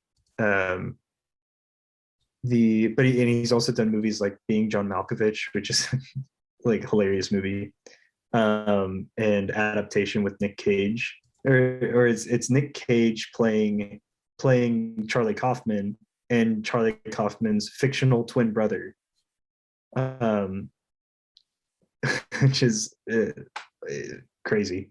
Because I think Adaptation was nominated for an Academy Award, and the movie is credited as being written by Charlie and his twin brother, his fictional twin brother that doesn't exist. So it's the only movie that's been like a screenwriter, a fictional person has been nominated for a screenwriting award. Um, so yeah, Charlie Kaufman, I think is phenomenal. Writer and director, but mainly writer. So yeah, Maisels brothers, Charlie Kaufman. Who else? Um, I know when I through high school, I loved Stanley Kubrick. Um, I watched a ton of Stanley Kubrick movies, like The Shining, Clockwork Orange, Barry Lyndon, um, Eyes Wide Shut. 2001, of course. How could I forget that one? But 2001, which is the Space Odyssey, which is Yeah. fantastic, fantastic movie. Oh yeah, I think it's probably my favorite of his. Well, I don't know. Oh no, Doctor Strangelove. Doctor Strangelove, I think is my favorite of his. I think it's the only comedy he ever did. And it's so funny. That's a great movie. It's a really really good movie. But and I think that really developed my style because generally when I edit, I tend to edit really slow. So I usually I stay on shots for a very long time. This is my instinct. I really changed that for the documentary because the documentary is very fast paced, but or at least for what I usually do. But I think Stanley Kubrick really influenced my like slow, methodical kind of camera work when I'm not doing documentaries. And then otherwise, I kind of stick to the Maisels brothers, how they do stuff. So yeah, those are probably my like favorite slash like most influential, like influenced by filmmakers. So what are some of your favorite movies? Oh well, I guess I already mentioned them, but Salesman, Gimme Shelter, and Synecdoche, New York are among my top favorite movies. They're just they're fantastic. The let me think. Where's some other like favorite movies? Synecdoche, New York is usually my go-to, but I'm trying to think of other ones. I mean, I really like Pixar movies in general. I think Pixar is What's your favorite Pixar movie? probably Monsters Inc. I think That's my favorite Pixar movie. You can't steal my favorite Pixar movie. Monsters Inc. Maybe I'm trying to think. I think the Brad Bird ones are pretty good. Oh yeah, The Incredibles and Ratatouille. Yeah, those are pretty good. I recently rewatched A Bug's Life, mm-hmm. and I really liked it. I was genuinely surprised with how much I enjoyed Bug's Life. Yeah, that's one of the ones the I have on VHS. oh Like, yeah, you can actually see it. You see the yellow. Wait. oh yeah, Wait. the See yellow the yellow box one movie right there. Yeah, yeah, There. Yeah, there that's it Bug's is. Life. Bug's Life is the bugs. Yeah, a Bug's Life is solid. Very very Marxist movie. Yeah. Yeah, pretty fundamentally Marxist. So love it. The same thing with I don't know if it's Marxist, but it's I think Monsters Inc. is has very interesting messaging when it comes It's to very workplace. Yeah, like Yeah, it's very workplace oriented. yeah, with like what was I think it advocates for like social co or like worker owned co-ops being a generally better and an environmental message too, which is interesting. And protection for whistleblowers as well. Because True. remember, if something bad happened like at all, they would just banish someone. Like to Right, the that's human true. world. Like it's just like wow. And I don't remember what the Yeti. Oh, That's the not Doom's Yeti. Door. The Yeah. Yeti supposedly was. It's implied, even in the second movie, it's implied that he was banished for tampering with the mail. I don't know what that's Oh yeah. about. Like, I don't know Yeah. what exactly he did, but you know, Mhm. banishment. Yeah. Let's No, see. and that was But the yeah, John Ratzenberger cameo, yeah, and right? he's in Yeah. every Pixar movie, all of Yeah. them. That's What is he? that's He's I don't remember. Ham. I don't remember which He's character he is in all of them, but like some of them he's not the even like flea. a Yeah. man. Yeah, some of them he's not even a main character. He's just in it for like a minute. Because I think Right. in Up he's the I don't even remember. construction worker. Oh yeah, yeah, Yeah, yeah. before the old man, lets the balloons go. Yeah. Right. Um, Um, Wally. I can't remember who he is in Wally. Um, I don't remember. He's because probably might because be he a had a nameless dude.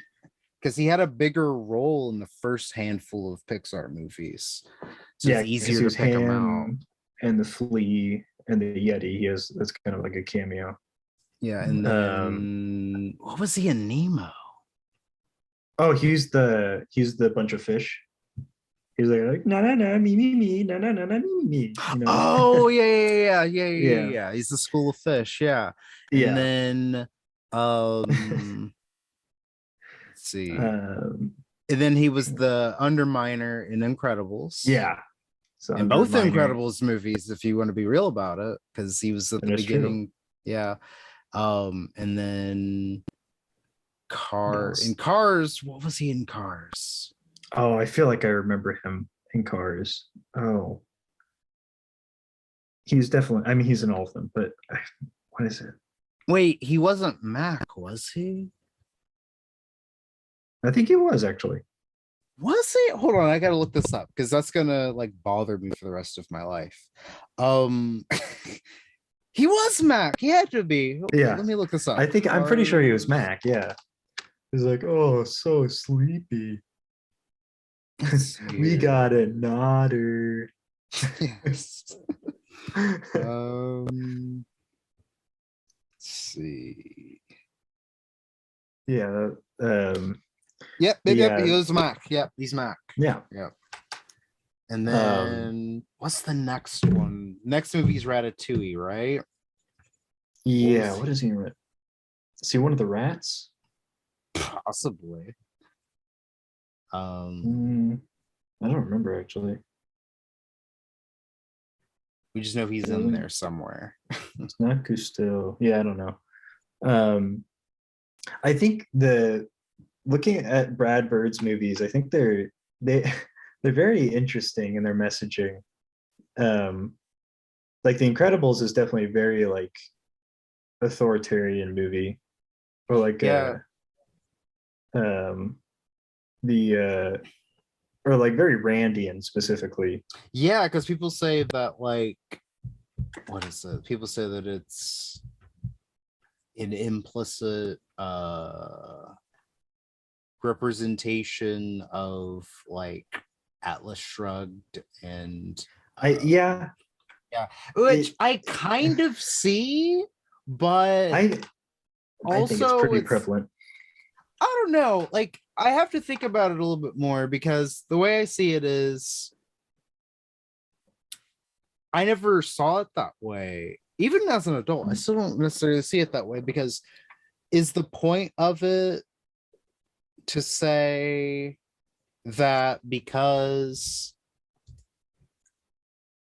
the whole point of like Ayn Rand is to say like Darwinism is like correct and we shouldn't do anything to help those that are like Kind of, yeah. Because but the so well, but like not that necessarily.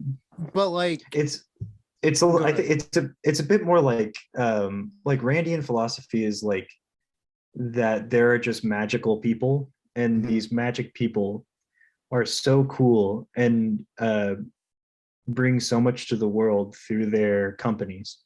They own companies and they make a lot of money, and they deserve to make a lot of money because they're so cool.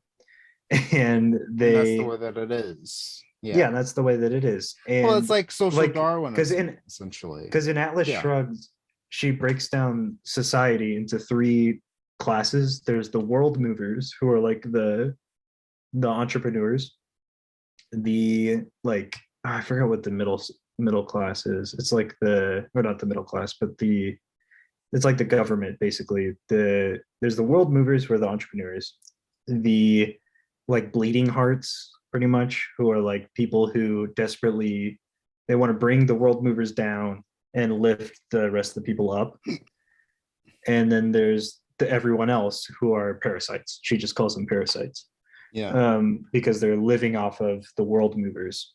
And it maps onto the Incredibles pretty well, because if you see, the supers are these just genetically superior people because they have superpowers.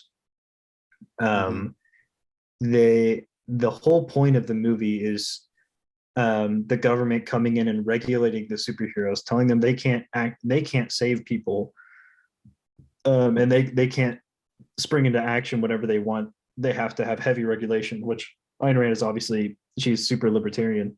Yeah. Or like the founder of the American libertarian movement. So, or like the, one of the founders. Architect, yeah. Yeah.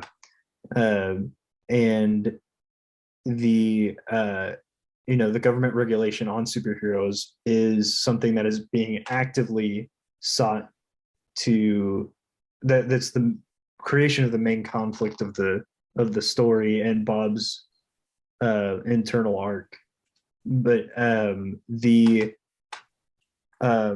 people, like the rest of the people in the Incredibles are portrayed as like idiots, essentially, like the normal people. They're shown like they're not grateful for Mr. Incredible saving their lives. They like, there's that one guy who tries to commit suicide, like jumping off then the he building. sues him because he wasn't wanting to be saved and whatnot. Yeah, I remember. Which is it, because like we're supposed to take, I think the movie is definitely positioned where we're supposed to take Mr. Incredible's side on that, because he's like, oh, he's saving, but the messaging of that is kind of like that Mr. Incredible, who is not a trained official, he's just a superhero, gets to decide whether or not this man lives or dies. Yeah. Like robbing that agency from him. Because the like that, the line where he's like, "You didn't save my life, you ruined my death." You ruined my death, yeah. Which is such a line, always sticks to me. And like the bit with Syndrome is that he's trying to raise everyone else up to the level of the supers artificially, through his technology, which is just generally like he wants everyone to be equal with the supers. So essentially, in this, Syndrome is supposed to be like the socialist in this, or like like the bleeding heart. And then the Incredibles are just people that are superior to others that are being harmed, or they're, I guess, in our world, they would be like the wealthy, big businesses, whatnot. And then the government is the government. I don't know. I mean, I guess if you see it that way,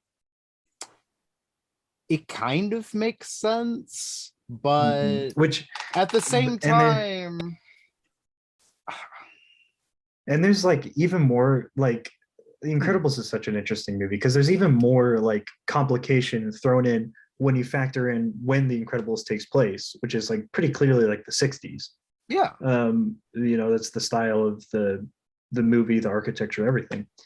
The supers are essentially fighting for the civil rights. Yeah. So it is very, it is literally what they say in the thing. Yeah. Because that's what what's his name became. That's what Gazerbeam became. He became a civil rights lawyer for supers. And so it's interesting framing the issue, this like issue about regulating supers as a civil rights issue, or like specifically comparing it to the civil rights movement of the 60s. It complicates things a lot, and I don't think Brad Bird Oh yeah, I is don't think it was intentionally. intentional. No. But there is this kind of bizarre messaging. Same thing with Ratatouille. Ratatouille has some weird class messaging. So I can kind of understand that with The Incredibles, kind of, but I guess in my mind I always saw it more as um well, think about it this way. This is why it kind of can't map on like the same way, because if we're taking, imagine if this was like the real world and we actually did have superheroes who were acting like, doing things like to help vigilantes, essentially. people. Yeah, but if we actually did have that in the real world, uh we kind of would want the government to like at least have some sort of partnership with Yeah, them, even if it's not like subjugation and making them go into hiding, right? We would still right. want that, but my point is like you can't compare it to you can't compare them to corporations, because corporations don't necessarily want to do good, or don't always at least want to do good for people, and aren't always trying to. Well, And there's right. people who work with these inside these corporations that aren't necessarily being helped by nature of working for these corporations. But And that's why so it's that, propaganda. That's the thing, because yeah. the argument is saying that if we like pull back these regulations, then the supers will be able to help us, and we'll be able to stop things from happening. Oh, I see. So I'm Yeah, I'm so I'm so outside of like the worldview of the libertarians that I'm sitting here thinking to myself like, oh well, any normal person, you know? right. Yeah, Yeah. yeah. You would think, Oh. but libertarians have a. But No, same okay, thing I with guess the. that kind of makes sense then. Okay, so Ratatouille is Gary Johnson's favorite movie because it has nothing to do with Aleppo. Could you tell me more about that? No, I'm kidding. No, Ratatouille, how does that map onto the Ayn Randian hellscape universe? So I don't think it's definitely not Randian, that's for sure. But it definitely has a weird thing when it comes to class. The Because the rats in the movie are definitely supposed to represent general like disadvantaged minorities, whether that, well, I guess being lower class isn't a minority, but like either like a minority demographic or general lower class people.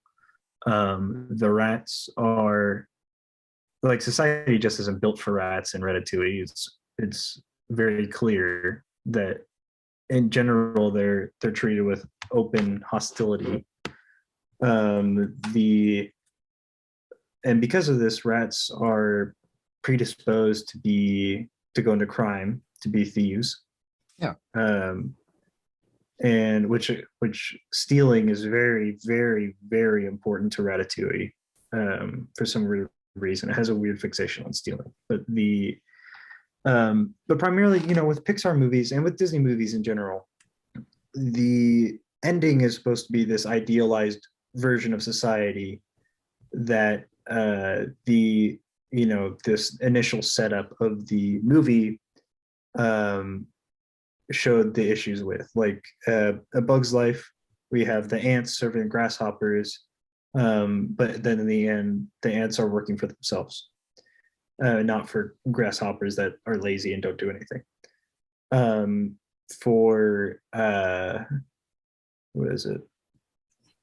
Like, I don't know, The Little Mermaid. You start with Ariel being sad and being a mermaid, and then she's happy with a man on land, as a human. just this ideal, and then the sea and the land are, the sea people and the land people are together and happy. Hmm. But with Ratatouille, the end of the movie, there's still this separation between rats and humans. Like Remy is never actually recognized for his cooking talents. It's only Ego that sort of references him, but not really.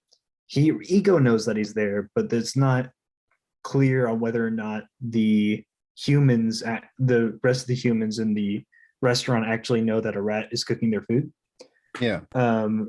And the rest of the rats, they are still in this segregated area, like off in like the bushes and in their little table. Yes, they have like a table, but they're still segregated. So in Ratatouille's perfect world, the rats are still segregated to a different area while experiencing more freedom than they did previously. It's like going from outright hostility to out of sight, out of mind, which is Hmm. interesting because it could, and I mean it general. I mean it's also just generally kind of a liberal movie where it's like pull yourself up by your bootstraps, Remy. You just need to find, if you want to get out of poverty, then you have to find someone who's privileged like Linguini, um, and just attach yourself to him and Yeah, have him because have him take credit for everything you're doing. so it kind of is, I would say the way that you could describe this the best is like black people before and after slavery. Yeah, I think Because it's pretty apt. Yeah. because because if we're talking about open hostility and be having to only have your contributions to society be attributed to someone else of more privilege than you, that's like literally like black people during slavery. I mean, you could also argue as black people after slavery as well, but the part that you said about how afterwards it's more of they're able to enjoy more freedom at the end of the movie, but it's still more of an out of sight, out of mind thing. That's just Jim Crow and segregation, Yeah, it right? just straight up Like, is. Yeah, yeah. and it's a weird, like, it's just such like a, because the movie is very, and like I genuinely think the movie is somewhat doing this on purpose. Not this messaging that I don't think it's this specific message that Brad Bird wants to get across, but Mhm. he's definitely making the rats an allegory for like oppressed people of like whether that be class or race, Yeah. um or whatever, that they're definitely like a oppressed class of society, and they um and he's like, the whole like anyone can cook, it's like this push for more diversity, but even in his own version of like it's almost like he can't imagine like, or maybe he might be shackled by the constraints of like his story already, like maybe he just can't really foresee a future with actual rats dining with humans, but like because that's kind of the concept of the movie, that I don't know if he can really be like, I don't want to stretch it that far, but it's weird that he does explicitly make these like allegory Mhm. or this metaphor, but doesn't quite see the failings of the end of the movie, because in general it just becomes a pull yourself up by the bootstraps movie instead of a this there's a fundamental system at the heart of this, that needs to change. And I think like comparing ants to Ratatouille, or not ants, A Bug's Life, not the Woody Allen movie, but comparing ants. Fuck. Compare. Sorry, I don't know if I could say that, but comparing A Bug's Life to Ratatouille, I think is those are like the most, because they have to do with very similar things. It's Yeah. just ants actually attack. Why do I keep saying ants? A Bug's Life actually attacks the the systemic oppression at the core of the conflict, whereas Ratatouille doesn't.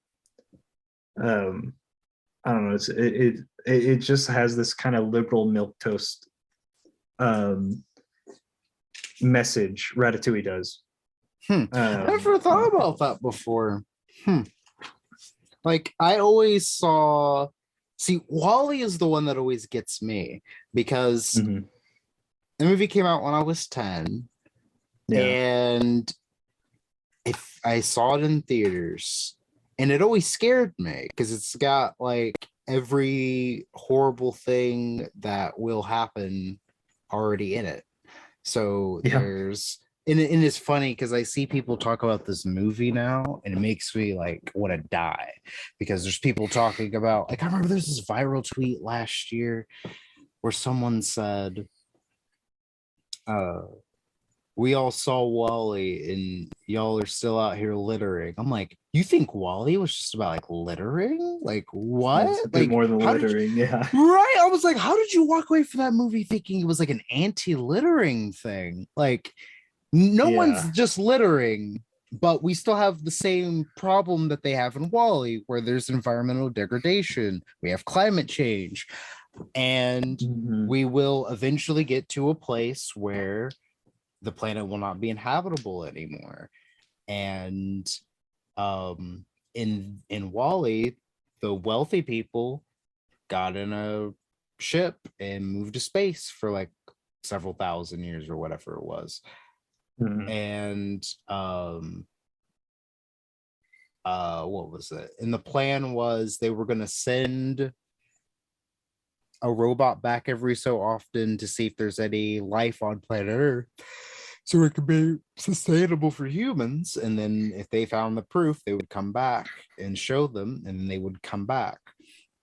Which as I've gotten older, I realized is so dumb. Like it's just like that's not happening. Like I'm Mhm. sorry, like once it's gone, it's gone. It's not coming back. But secondly, even if that were true, um, also in the movie, the artificial intelligence in the ship that was driving the ship Yeah. wanted, like, took over and wanted to control them and not let them get back to Earth. Mhm. So you don't just have a movie where environmental degradation and climate change is a problem. You have, you know, artificial intelligence and technology being a problem as well. And then what was it? It's like a third thing And about like that movie that I an didn't auto like. is like a the like personification of like the system itself. That like someone had to program auto to never bring them back.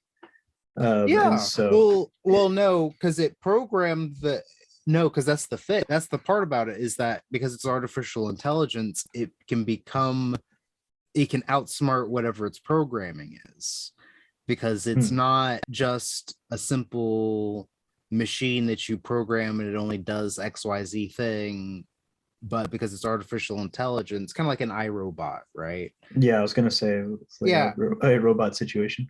yeah. And so, like, you had that, you have climate change, and so to me, like, there was just so much, and then you have rich people screwing over poor people because who's on that Mhm. ship?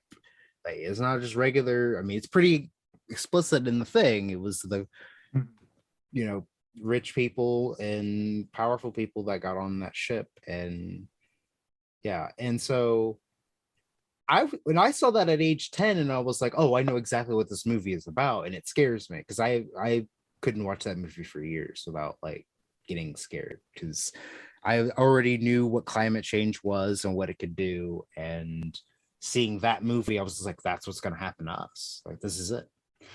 Yeah. And the fact that I see people now, and if they talk about that movie, they bring up really, really, really dumb points. Like I remember in Vosh's subreddit, um, someone had a question. They said, "Is the way that they talk about fat people in Wally problematic?" I'm like, "What the fuck? Like, is it like what are you talking about? Like, of all things in this movie, you're gonna ask if the fat people in the movie were treated problematically or were presented in a problematic way." It's like, what? Like, first of all, no, and then I don't secondly, think so. right? That's what I said. I'm like, I I don't mean, think because like so. Like, I guess you could make the argument that they're saying that they're fat as a shorthand for them being lazy, or like as a shorthand for them being like pampered by technology, and that's problematic. But like, I don't think that's. I think that it's a bit of a stretch. yeah, and I mean, and also at the same time, you have to admit our bodies will change over time if we're not able to do what we do on planet Earth. Like Yeah, gravity's not well, going to affect us the same, if all especially they since do is sit in those chairs, yeah, exactly, and they're yeah, born that way, and that's going to affect the way that they, exist and reproduce and whatnot. So to me, it's like that wasn't problematic. I mean, I guess you could say, oh, well, it wouldn't have happened in that short amount of time. They're exaggerating, but like it's an they're just animated movie. they're yeah, it's like they're trying to just get a point across, okay? Like Yeah, they also said that they beat the AI in that movie. You think that's real? Like, come on, like you get true. like it's but either way, but no, Wally was the movie that when I saw it in real time, I understood the like underlying social and political and economic message behind it.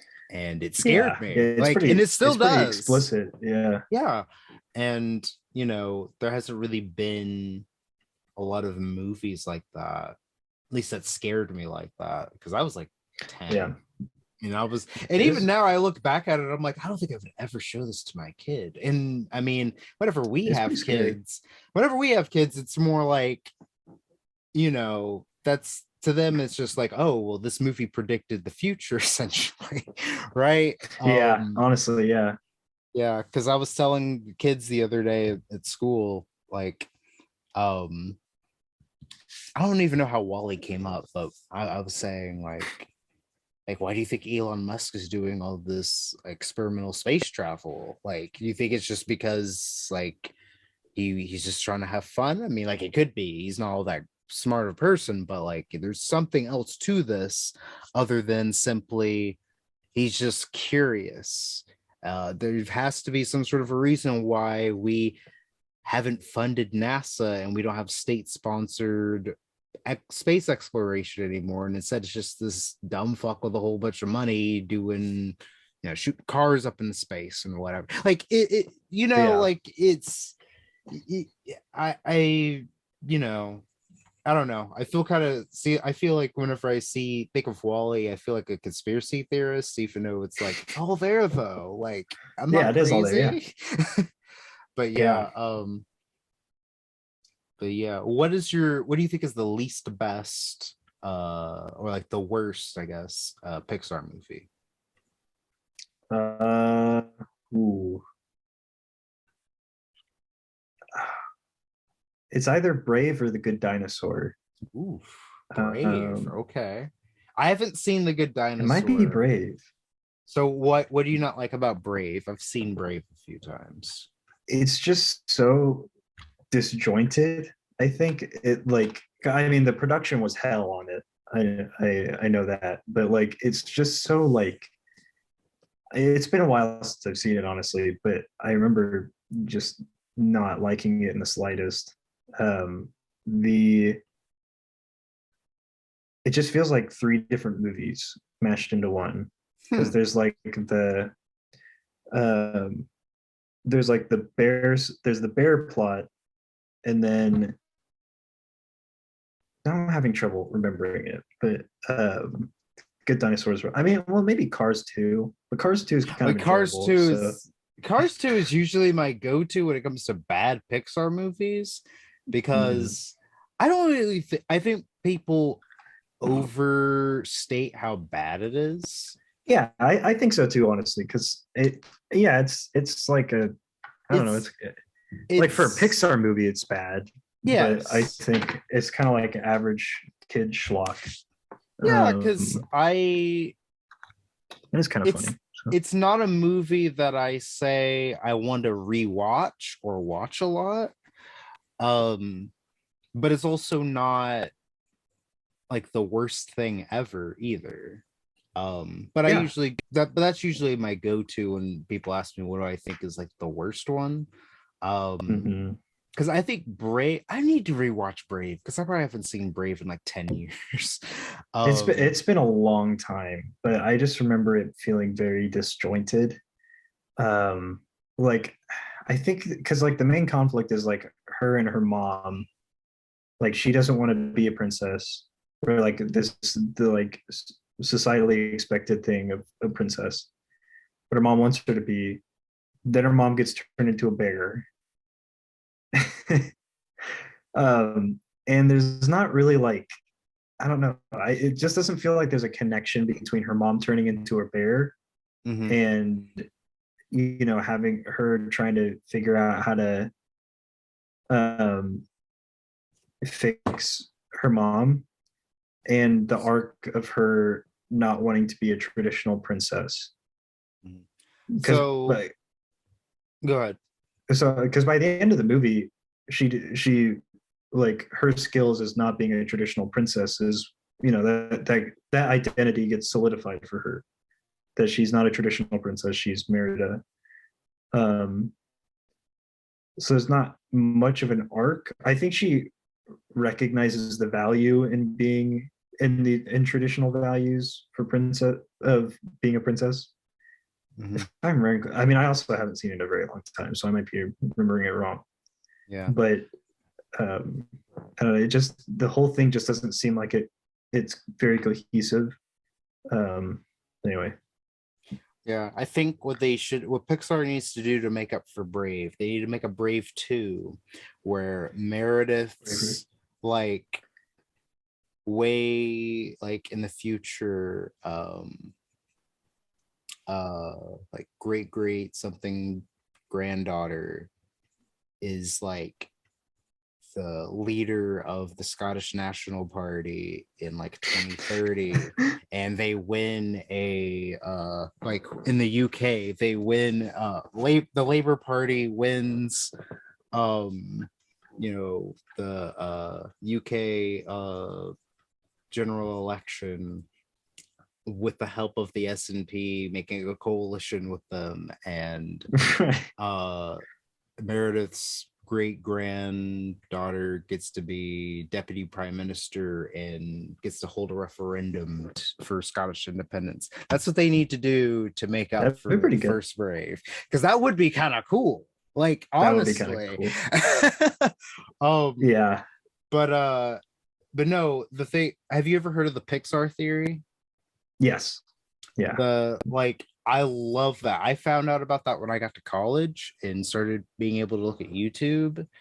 Hmm. And I love that theory, the idea that all the Pixar movies are connected. And that they're like a loop too. Like, no, I don't. Yes. Yes, Yeah. because in some ways it kind of gives Brave a reason to exist. Yeah.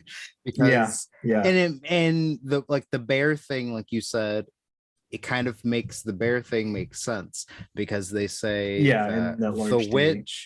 the witch is Boo, Boo. and uh um she found magic or whatever. They also think she's like a super as well. Um and that's what her power is. It's not actually magic, but it's a Oh. superhero, it's a superpower, because that's why they think she was so alone all the time and her parents never came to look for her, whenever she was alone, like the whole like 3 or 4 days whenever she was in the monster world, but like nothing happened. They think her parents Right. are superheroes. Uh, Yeah, which kind of makes sense if you but no, but Meredith's mom getting turned into a bear because she misses Sully, and mm, she's been trying to find Sully her entire time in that old time. That kind of makes sense. Um, yeah. but no, I love the Pixar theory and how that Pixar all theory is is great. connected because let's see. I guess it kind of validates the idea that there could be life on planet Earth again because they say True. Monsters Yeah. Inc. happens after Wall-E. So Hmm. yeah, I don't know. That's kind of it's. But I really like the Pixar theory. That's a really fun It's a good one. thing. Um, but yeah, I guess my last question here is what kind of music do you listen to? Yeah. Well, I listen to a lot of like classic rock. Um, although my taste has been shifting over the past year or so To new metal because of me, to new right? metal. Yes, No. of course.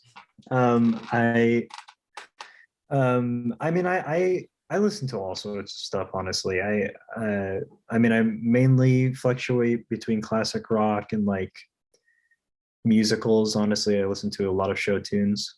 Um, Hamilton. no, not Hamilton. Oh God, that's a show I could break down to. That oh man, but the I listen to a lot of like I think on the way up here I was listening to the score of Lion King. Um, just cause like the Hans Zimmer score. That's also There's like, another crit. sorry, there's like a little fly or net flying Oh around. dang, So it's, yeah. Ugh. Okay. yeah. But no, go ahead. Lion Sorry. Lion, Lion King is also a pretty fascist movie. Um, Fascist, but the really? I want to know yeah. this theory. Yeah. Oh, this one okay.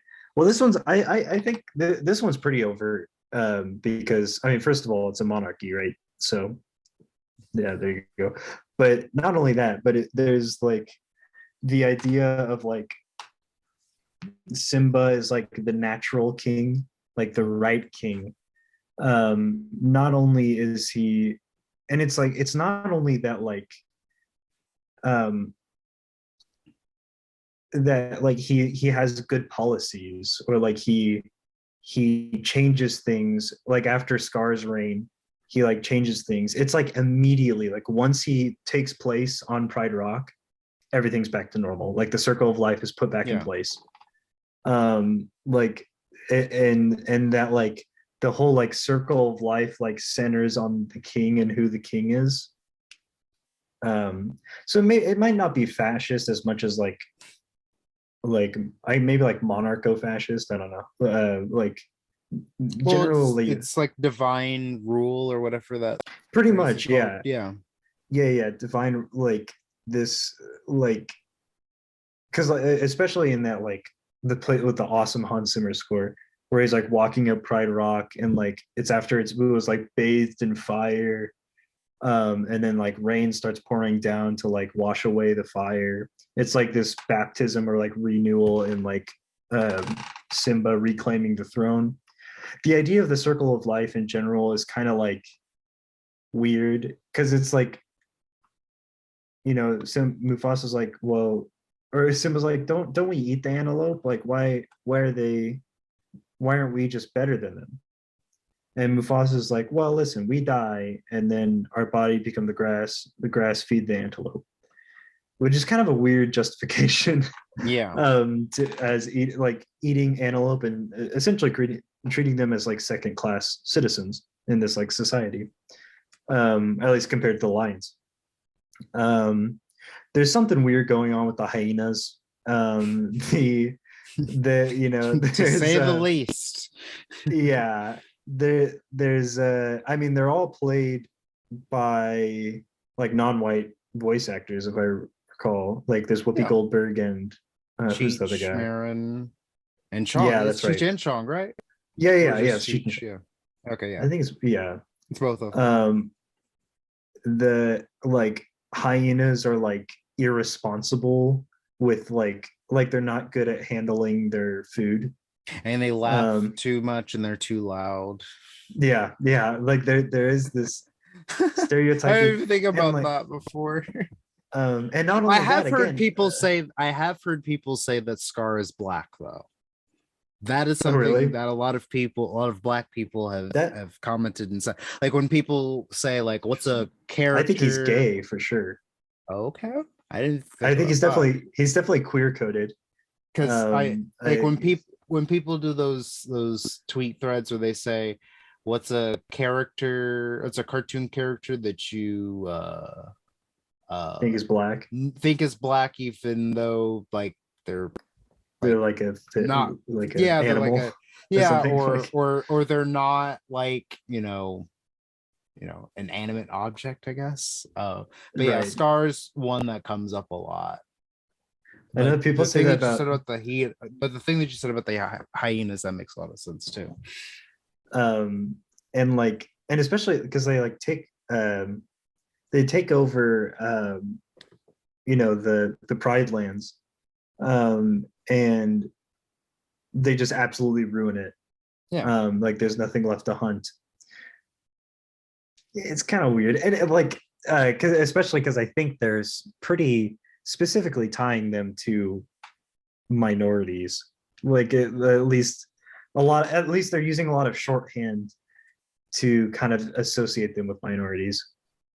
um the but then they're also compared to Nazis for wanting this sort of equality, um which is bizarre, because like in Be Prepared they're like goose stepping and stuff.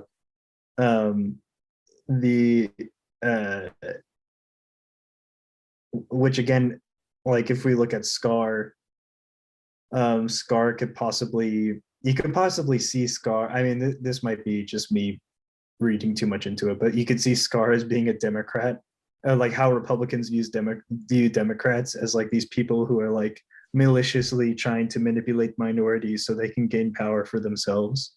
Hmm. Whereas the Republicans are just the rightful leaders, and if they just took power, um, then So everything would be like put back into place, so and the like I hyenas would go back in their elephant graveyard. so like he I guess in a way you could say because this was like the 90s whenever this was made. Mm-hmm. Scar is like Jimmy Carter. Mm-hmm. Yeah, Because once yeah. he gets into power, everything goes to shit. Just everything goes to shit. And then you need Yeah, someone else to come and yeah. yeah. Simba is Reagan. Like Yeah. no. That kind of makes sense. Yeah. Oh, so do you know the theory about gremlins?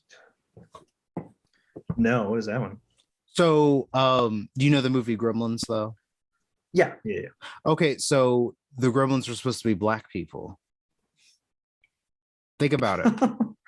So they, what is it? You can't get their hair wet or they'll freak out.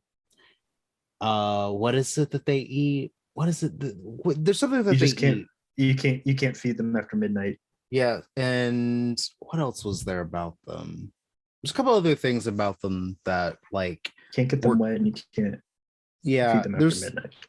There's a couple other things, but the whole point was is that the gremlins were supposed to symbolize black people and how like racists in the suburbs felt about black people at the time. Oh And no! I was like, wow, that's kind of accurate actually. Because yeah, Wow. yeah, and there's some other movies that are kind of symbolized like that. Um Yeah. some more explicitly than others, because the way that I look at Gremlins, I'm like, Gremlins is pretty explicit actually in that. I mean, if you're gonna say there's something about specific foods that they like. Like they liked fried chicken or something or water. Oh, I can't remember what it was. I've never that might seen be it. Gremlins. Actually, I think Yeah, I've never seen Gremlins. it's Like, been such a long time since I've yeah, seen it. I've never seen it. I've just heard people describe this movie, and they say that, like, yeah, like gremlins are supposed to represent black people, and how people in the suburbs felt about black people during the white flight. And I was like, oh wow, that kind of makes a lot of sense if That's you described interesting. it that way. And there's a lot of a random one, Zootopia. Can you break that one Yes, down properly? yes, I sure can. That Because that one. one's confusing, because I've seen videos of people trying to break that one down into, like, um What? but it's not It's like so weird. direct. Yeah, because Yeah, it's kind of like there's certain things that you can piece it's very together, complex. but then there's other things that's like, well, that doesn't quite work out that way, because yeah, I don't know, because it's just confusing. Yeah, the because it's like the whole like predator prey dynamic is just very it's just very complicated throughout the movie. They complicate it like so much Hmm. that it's like because it's Well, like the on one hand it's like the prey are supposed to be like white people and the predators are supposed to be black people because the predators are facing the prejudice mhm. or like the social prejudice. Yeah. But then again, we see like predators generally kind of have the power in society. Like they're the main people who make up the police force. The lion is like J.K. Simmons' lion is the mayor. Hmm. Like they have like they're in powerful positions. Um, I think a better way to and describe it would be, um if you take like racial dynamics and descriptors back to like the 30s. Because if you think mhm. about it, like, Like the because predator like if they predators because if you think about the police force, um because I think of it this way: the predators are black people, um um Irish people, and Italians and whatnot. yeah Because if you think about how it was in a lot of places, like in New York, the integration of Irish and Italians into being white was letting them on the police force. mhm. So if you think of it that way, then yes. But I guess you kind of have to just take black people out of it and just describe it it, as the wasps are the prey, and then the predators are the non-wasps. That's the only way yeah that that it can make any sense, because there's some people who could pass as waspy but aren't necessarily wasps, and that's like the fox that was with the bunny the whole time, right? yeah um or like so that's the only way that it could make more consistent sense, but even that, it's like, yeah it's just like I mean and plus the idea with the predators it's so weird because it's like well like if the predators are supposed to be minorities then like the fear that the prey have that the predators might revert back to their like savage time and eat them mhm, like in the world of Zootopia that is a real fear that like because at one time prey did yeah, were feasted on by predators.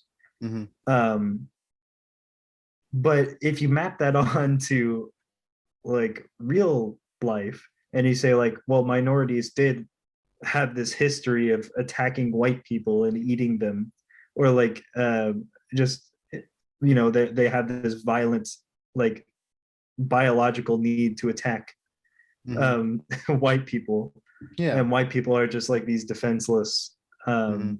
people So and the only reason that predators are the way that they are now is sort of through this civilization like yeah, civilizing process. yeah, so I guess it could work out that way, but you'd have to take black people out of it and just make it about like Like whiteness in general, Europeans and like Germans and Irish Germans and and Irish people in like the 1920s and 30s, because that's the only way it would make mhm. any like real sense. I mean, like, I guess if you do want to put black people in there, the prey would have to be uh the non-wasps and black people, because Yeah. there was once a time where if I dated anybody who I dated in high school, I would die for that. Because Yeah. they were white and I was not. So white people would technically have to be the predators in that situation. But And then, but again, it's like the predators are the one that are facing the social stigma in the movie. yeah. Um, Well, I which guess is, in a way it could be like a Tucker Carlson type thing where now the worst racism is actually against white people. Like oh, it could you're be so that, right. Oh my God, you're right. because that's the Oh only way that wow. like Yeah, makes, that no, that makes sense. Yeah, because it's like, yeah, wow. I didn't think about that. because then at the end of the movie, what is it? The person who was prey was the one that was making all these Yeah, predators it to, was the lamb. yeah. Yeah, the prey that was. Okay. So Zootopia, I figured it out. It literally is. I don't know if this is like the intention behind it or just like is this way, because it came out in 2016, so it's not like entirely not possible for it to be like Mhm. fascist propaganda, but like it basically is like in a way the great replacement theory, because Yeah. at the end of the day it's the prey, which in this analogy is like a person of color or whatever, who is making these predators disappear or killing them or whatever it was. But like, you Mhm. know, and I was just reading the plot really quickly on Wikipedia because I had to figure out which year it came out. But it said that they were Mhm. disappearing. So like that's kind of like, in a way, it's the Great replacement. replacement. Yeah, it's great replacement theory. Like Yeah, true. that's crazy. Which is weird because like the movie was the intent of the movie was to be like how racism is bad, but I think they just mixed up their metaphor so hard that it's like it's weird what it's actually trying to say. Like it's actually kind of really Yeah. hard to decipher what it's trying to say about race. Yeah. Yeah. Huh.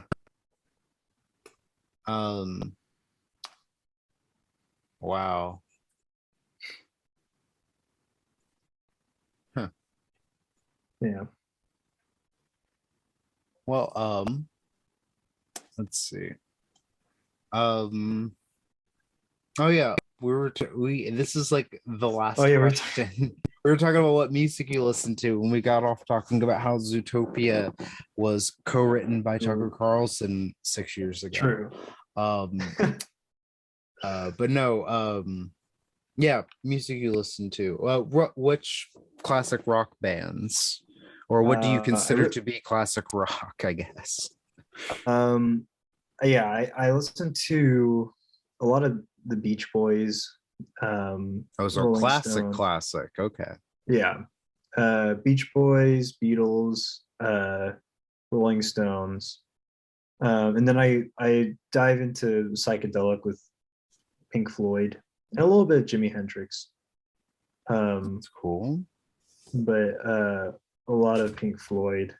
Really love Pink Floyd. The but with more modern stuff, I like listening to Gorillaz, Okay. and Gorillaz, Harry Styles. I really like a lot, which that's kind of the basic one right now. But and then what else? Yeah, those are like my main two favorite bands right now, Gorillaz and Harry Styles. That's Um, cool. mhm.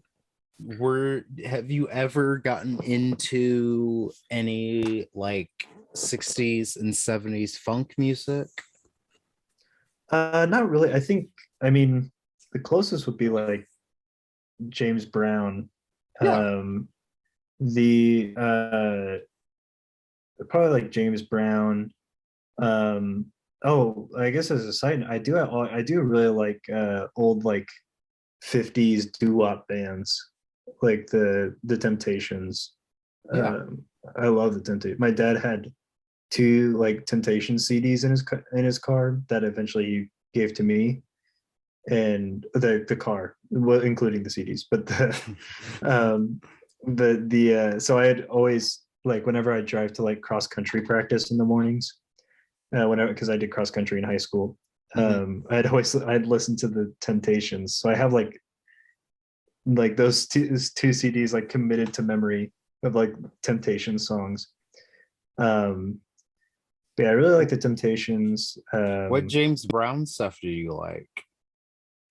I mean, just kind of the basics, like get up off of that thing. Yeah. I mean, Yeah. just kind of the cultural James Brown stuff. Like I wouldn't say I necessarily go out of my way to listen to James Brown, Mhm. but like You, when I do, I'm you, like you that's some James Brown. need to check out the song Funky Drummer by James Brown. Oh yeah, And then you need to go to the website whosampled.com and see all the different songs that song is sampled in. mm. So therefore you can become me and start telling people in casual conversation, hey, did you know that like all these different songs, except for I'm not saying all these different songs, I'm saying the literal names of like 20 different songs, all sampled Funky Drummer by James Brown. You didn't know that? Right. How'd you not know that? Come on now. You had to have known that. Everyone Come knows this. on. No, but no, I've Yeah. gotten super fascinated with like samples in music in like old hip Mm. hop songs and stuff like that. Because a lot of it is just Oh, funk and soul, like oh, I drum also like loops and Stevie stuff. Wonder. Oh I yeah. also like Stevie Wonder a bit. He's yeah. Is he considered funk, or Ah, is he like neo funk? I think he's soul. Soul? Okay. He might have been on some funk stuff. Like he might have done some funk, but I think that's not most of his music. He's more soul Okay. and R&B type stuff. But like, Okay. in that area, in that realm of music though. But yeah, Mm. what was that? But no, it's so weird because I didn't know this was a thing. I meet a lot of people who are my age or our age and even younger who have no idea who James Brown is. And that's Really? weird to me. Yeah, I'm like, and I'm not just talking about like white people, I'm talking about black people too. Like, I'm like, wait, how do you not know who James Brown is? Like, I know my parents are old, but even my parents were just like teenagers when he was still popular. Like, everyone should know at least one James Brown song or Right. Yeah. two. Like, I find it weird that I grew up knowing who James Brown was because my parents bought one of his greatest hits, one of his greatest hits CDs. So I've heard a fair amount of his music before. Um, Yeah. so and I think I watched Get On Up whenever it came out in theaters, which is like the uh biopic movie that had Chadwick Boseman playing him. Oh wow. Okay. That's Yeah, cool. like I watched that and it's so funny. I rewatched that movie after like getting into James Brown a little bit recently. Because mostly because of Funky Drummer, but it's so funny. Like, uh, what's his name? The drummer for James Brown, for like from like 65 to 1970. His name is Clyde Stubblefield, and he's the one that was the drummer on Funky Drummer and Say It Loud and Cold Sweat. So he's like he's like the most sampled drummer of all time. But he's referenced by name twice in the movie, but he does not have an actual actor who is credited with playing him in the movie. And that blows my mind. I'm like, there's people in here who don't even have like their name referenced, who have like credits for art for like the actors in there, but not the anyway, that's odd to me. But interesting, yeah. But no, no, James Brown's the fact that James Brown was sampled so many times, and it's not just Funky Drummer that was sampled a lot. There's a lot of other songs. It's just Funky Drummer was sampled like the most because Ed Sheeran sampled Funky Drummer on on what's the song? Because I had to download it because it's a good song actually. Hold on, I made a playlist of a bunch of these songs. Where is it? Shirt Sleeves. Yeah, Shirt Sleeves. Samples Funky Drummer. There's a Britney Spears song that samples Funky Drummer. George Michael sampled Funky Drummer like twice. Wow. Where's the other song? Just have them right by. Oh no, there it is. Freedom. Yeah, Freedom by George Michael's has Funky Drummer sampled in it. Oh yeah.